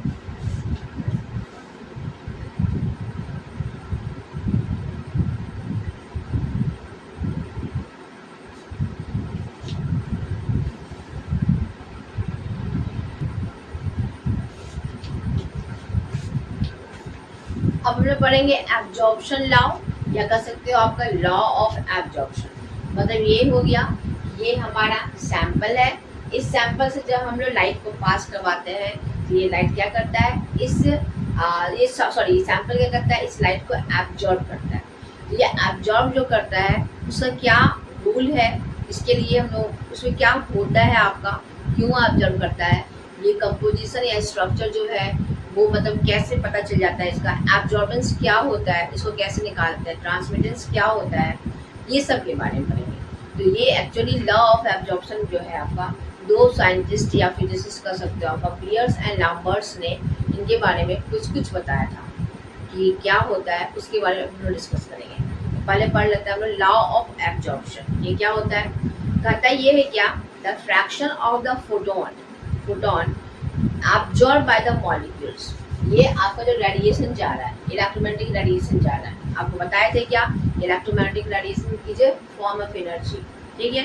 या कह सकते हैं कि इलेक्ट्रोमैग्नेटिक रेडिएशन जो होता है ना, वो कंसिस्ट करता है क्या, ये कंसिस्ट करता है stream of discrete packets of क्या, discrete packets of photon, energy को, डिस्क्रीट पैकेट्स ऑफ एनर्जी को वो कंटेन करता है, इसको फोटोन करता है। मतलब ये इलेक्ट्रोमैग्नेटिक रेडिएशन पास हो रहा है, मतलब ये एक फोटोन की पास कर रहा है, ठीक है। तो द फ्रैक्शन, अब बता रहा है यहाँ पे, यहाँ से जब हम लोग फोटोन को पास करवा रहे हैं उसका कुछ ना कुछ इंटेंसिटी होगा, ठीक है। अब वो जो इंटेंसिटी हो रहा है जिस किसी ने कुछ इसका रेडिएशन का कुछ इंटेंसिटी होता है, जब इसको हम सैंपल से पास करवा रहे हैं तो उसका कुछ पार्ट जो है ना सैंपल एब्जॉर्ब कर देता है और बाकी पार्ट को वो क्या करता है, ट्रांसमिट कर देता है। वही बता रहा है कि जो पार्ट वो एब्जॉर्ब किया है उसी के लिए बोल रहा है the fraction of the photon, वो पार्ट जो कि फोटोन का एब्जॉर्ब किया जा रहा है, the fraction of the photon absorb by the molecules, ये मॉलिक्यूल्स जो है उस फोटोन का वो फ्रैक्शन, वो पार्ट जो एब्जॉर्ब कर रहा है एट ए गिवन फ्रीक्वेंसी, वो डिपेंड करता है, ठीक है, वो किस पे डिपेंड करता है आपका, the fraction of photon, the fraction of the photon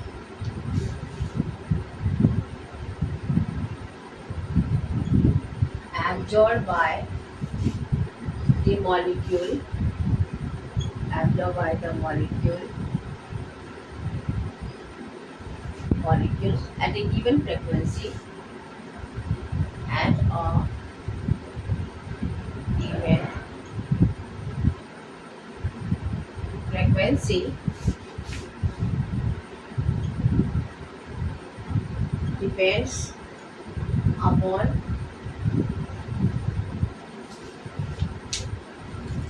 क्या बता रहा है, the fraction of the photon, the fraction of the photon, ठीक है, absorbed by the molecules at a given frequency, वो डिपेंड करता है किस पे, कितना पोर्शन लाइट का ये सैंपल एब्जॉर्ब करता है, वो डिपेंड करता है किस पे, पहला the nature of the absorbing molecules, ये जो एब्जॉर्बिंग मॉलिक्यूल्स इसके अंदर प्रेजेंट है ना उसकी नेचर पर डिपेंड करता है, मतलब ये जो सैंपल है ना इसमें किस टाइप का मॉलिक्यूल्स है, ठीक है, वो कितना रेडिएशन को एब्जॉर्ब करेगा कि नहीं करेगा, वो नेचर ऑफ द मॉलिक्यूल्स पर डिपेंड करता है आपका, किस पे, आपका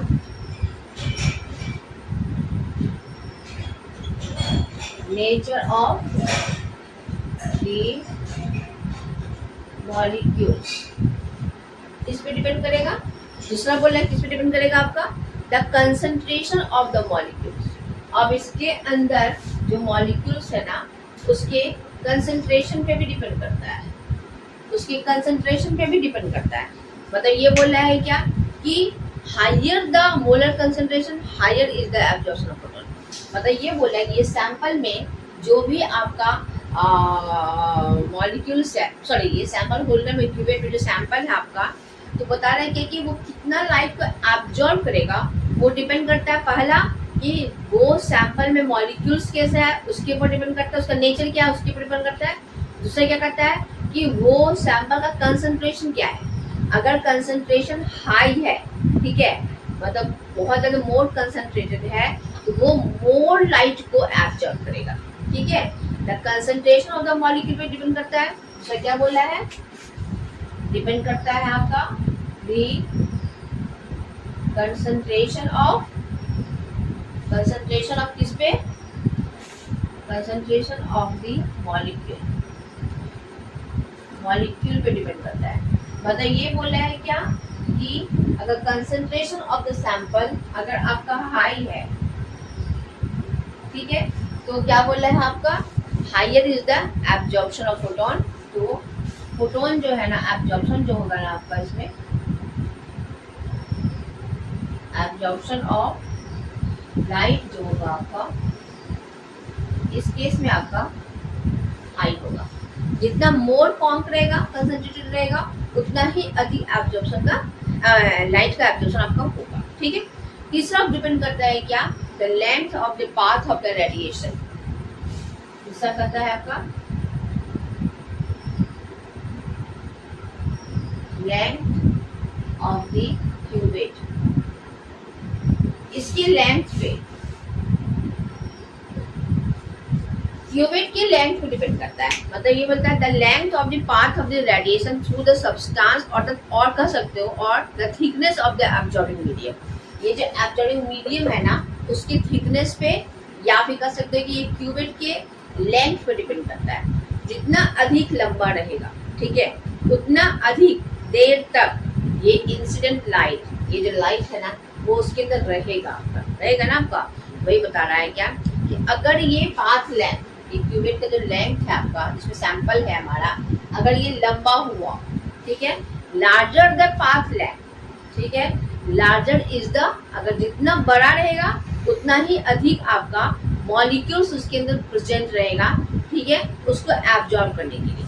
सपोज मान लो ये हमारा छोटा सा, इतना छोटा सा क्यूबिट है और एक हमारा इतना बड़ा क्यूबिट है, ठीक है, तो इसमें नंबर ऑफ मॉलिक्यूल्स जो है ना इसमें अधिक है, इसमें नंबर ऑफ मॉलिक्यूल्स जो है ना वो आपका कम है आपका, ठीक है। तो क्या बता रहा है, यहाँ पे लेंथ जो है क्यूबिट का स्मॉलर है, इसमें लेंथ जो है आपका लार्जर है। तो जिसमें बोला है क्या, लार्जर लेंथ रहेगा क्यूबिट का, जिसमें मॉलिक्यूल्स भी जो है लाइट को एब्जॉर्ब करने के लिए अधिक रहेगा आपका, ठीक है, तो वो अधिक मॉलिक्यूल्स को एब्जॉर्ब करेगा। वही यहाँ बता रहा है larger the path length, path length अगर क्यूबिट का अधिक रहता है तो larger is the number of molecule exposed and greater is the probability of photon being absorb. जितना अधिक मॉलिक्यूल्स रहेगा आपको फोटोन को एब्जॉर्ब करने के लिए उतना अधिक मॉलिक्यूल्स उतना फोटोन को एब्जॉर्ब करेगा, तो उस केस में आपका एब्जॉर्प्शन हाई होगा। तो वही बता रहा है कि लॉ ऑफ एब्जॉर्प्शन ये बता रहा है क्या कि जब हम लोग किसी सैंपल से हम लोग इलेक्ट्रोमैग्नेटिक रेडिएशन को पास करवाते हैं या फोटोन को पास करवाते हैं किसी फ्रीक्वेंसी से आपका, तो क्या होता है कि ये लाइट का कितना फ्रैक्शन वो सैंपल एब्जॉर्ब करेगा, वो 3 बातों पर डिपेंड करता है। पहला कि उस सैंपल के अंदर जो आपका इस क्यूवेट के अंदर जो सैंपल है ना उसके नेचर पर डिपेंड करता है। दूसरा, उस क्यूवेट में जो सैंपल है ना उस सैंपल की कंसंट्रेशन पर डिपेंड करता है। अगर कंसंट्रेशन आपका हाई है तो वो मोर लाइट को एब्जॉर्ब करेगा। तीसरा, उस क्यूवेट का सैंपल होल्डर या क्यूवेट का जो है वो पाथ लेंथ पे डिपेंड करता है। अगर मान लो वो सैंपल होल्डर जिसमें कि हम लोग का सैंपल है आपका, ठीक है, अगर वो आपका लार्जर है, इसका मतलब क्या हो गया, लार्जर मतलब क्या हो गया, मतलब कि सैंपल का क्या हो गया आपका क्वांटिटी अधिक हो गया, क्वांटिटी अधिक हो गया, number of molecules of sample जो हो गया वो अधिक हो जाएगा। जब नंबर ऑफ मॉलिक्यूल्स अधिक हो जाएगा तो वो मोर लाइट को कैप्चर कर पाएगा। तो उस केस में क्या बता रहा है कि अगर आपका size thickness of the absorbing medium अगर लार्ज है तो वो मोर लाइट को एब्जॉर्ब करेगा। यही है आपका लॉ ऑफ एब्जॉर्प्शन। कोई डाउट है तो पूछना।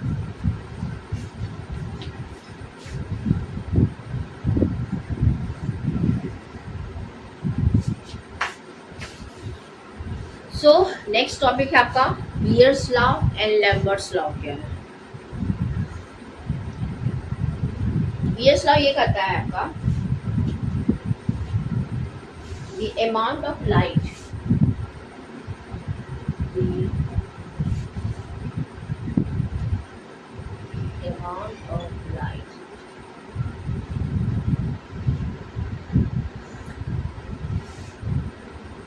absorbed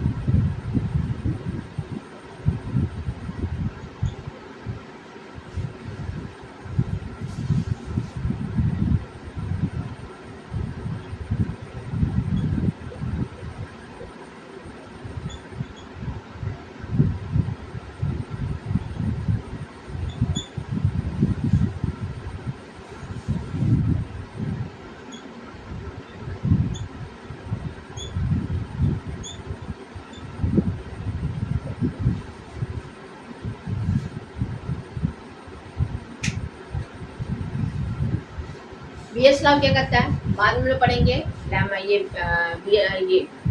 बीयर्स लैम्बर्ट्स लॉ हम लोग बाद में पढ़ेंगे। पहले बीयर्स लॉ क्या वो आप देख लीजिए।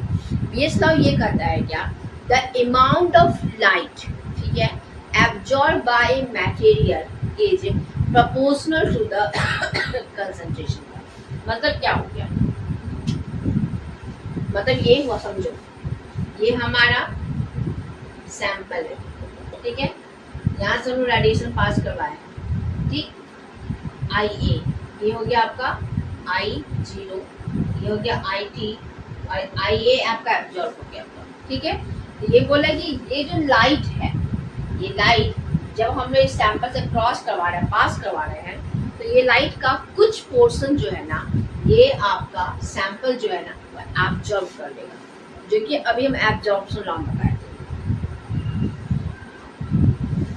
क्या बोला Beer's law, the amount of light, ठीक है, एब्जॉर्ब बाय द मटेरियल, ये मटेरियल कितना अमाउंट ऑफ लाइट को एब्जॉर्ब करेगा, वो डायरेक्टली प्रोपोर्शनल टू इसके इसके कंसंट्रेशन पे, ठीक है।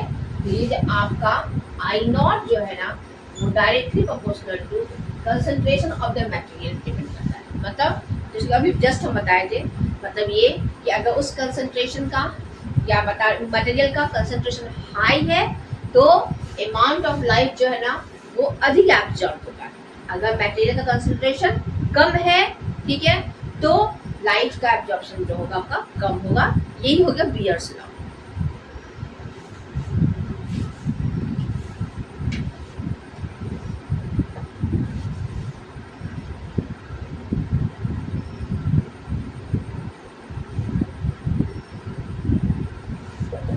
अब लैम्बर्ट्स लॉ क्या करता है, उसको हम लिखने का जरूरत नहीं, हम पढ़ देते हैं।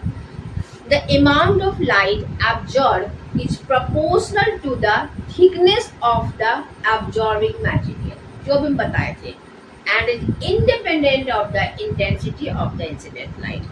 मतलब ये जो लाइट इस पे एब्जॉर्ब हो रहा है ना, ये आई नॉट, ये प्रोपोर्शनल टू क्या, thickness of the absorbing material. इस एब्जॉर्बिंग मटेरियल की थिकनेस पे डिपेंड करता है। अगर इसका थिकनेस मान लो एल है तो ये इसके एल पे डिपेंड करेगा। दूसरी बात, ये किस पे डिपेंड नहीं करता है, ये जो किस टाइप का रेडिएशन आ रहा है उसके इंटेंसिटी पे वो डिपेंड नहीं करता है। It independent of the intensity of the light, जो कि अभी हम लोग जस्ट बताए थे, ठीक। तो इन दोनों को, बीयर्स लॉ को और लैम्बर्ट्स लॉ को मिला करके हमारा बना है बीयर लैम्बर्ट्स लॉ, ठीक है।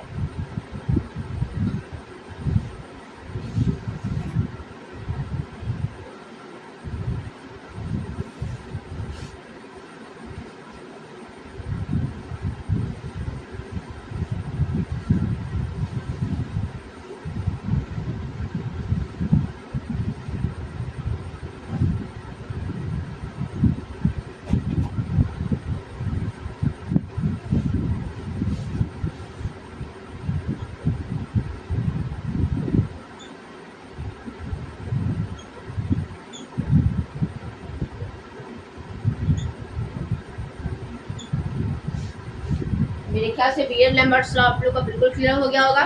क्या हो गया, Beer Lambert's law state that, क्या स्टेट करता है कि the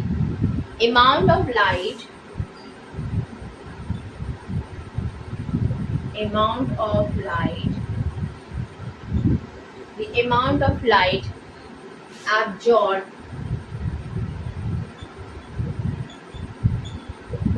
is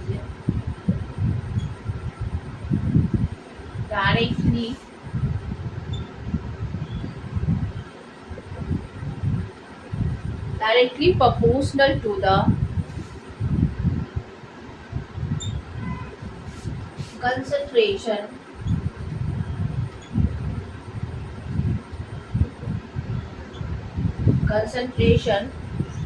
of solution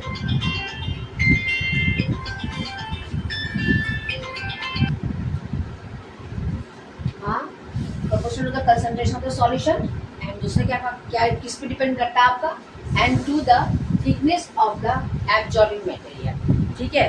जैसे कि अभी हम आपको बताए थे कि ये जो एब्जॉर्बेंस है आपका, ठीक है, ये जो आपका एब्जॉर्बेंस है वो डिपेंड करता है आपका, पहला किस पे आपका डिपेंड करता है, आपका कंसंट्रेशन पे, और दूसरा किस पे डिपेंड करता है, इसके थिकनेस पे, ठीक है ना। तो ये दोनों लॉ को कंबाइन करके ही हम लोगों को बीयर लैम्बर्ट्स लॉ बना होगा, ठीक है। तो जब इसको हम लोग इसको तोड़ेंगे, जब हम लोग इसको लिखेंगे तो कैसे लिखेंगे, जब आप इसको हटाइएगा, इस प्रोपोर्शनल को आप हटाइएगा तो ए इक्वल टू हो जाएगा एप्सिलॉन, ठीक है, और दूसरा क्या हो जाएगा आपका, ये जो आपका लेंथ है ये कंसंट्रेशन सी, और दूसरा हो जाएगा इसका लेंथ एल। ये इसका इक्वेशन हो गया आपका बीयर लैम्बर्ट्स लॉ का इक्वेशन हो गया, जहाँ पे कि ए क्या हो गया आपका, ए हो गया आपका एब्जॉर्बेंस, ए हो गया आपका एब्जॉर्बेंस, ठीक है ना। ये हो गया आपका क्या, मोलर एब्जॉर्बिविटी, मोलर एब्जॉर्बिविटी, ठीक है। तीसरा हो गया एल, क्या हो गया इसका, एल हो गया आपका पाथ लेंथ, जो कि आपका सेंटीमीटर में आएगा। और फोर्थ जो हो गया सी जो है ना,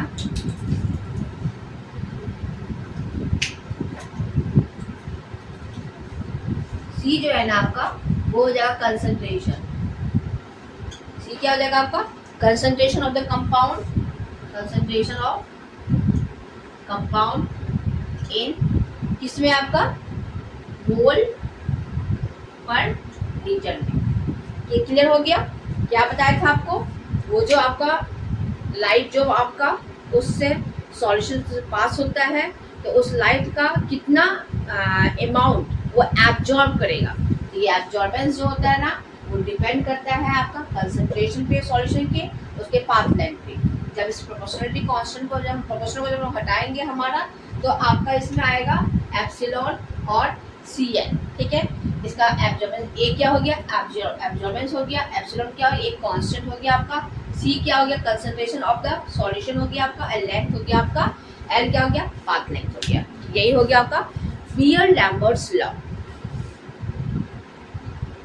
तो आज के टॉपिक में हम लोग इतना ही डिस्कस करते हैं। नेक्स्ट टॉपिक में हम लोग ऑक्सोक्रोम, क्रोमोफोर वगैरह जो भी है वो हम लोग डिस्कस करेंगे। आई विश कि आप लोगों को, आई होप कि आप लोगों को समझ में आ जाए, और अगर कोई भी डाउट हो तो आप पूछिए। Thank you.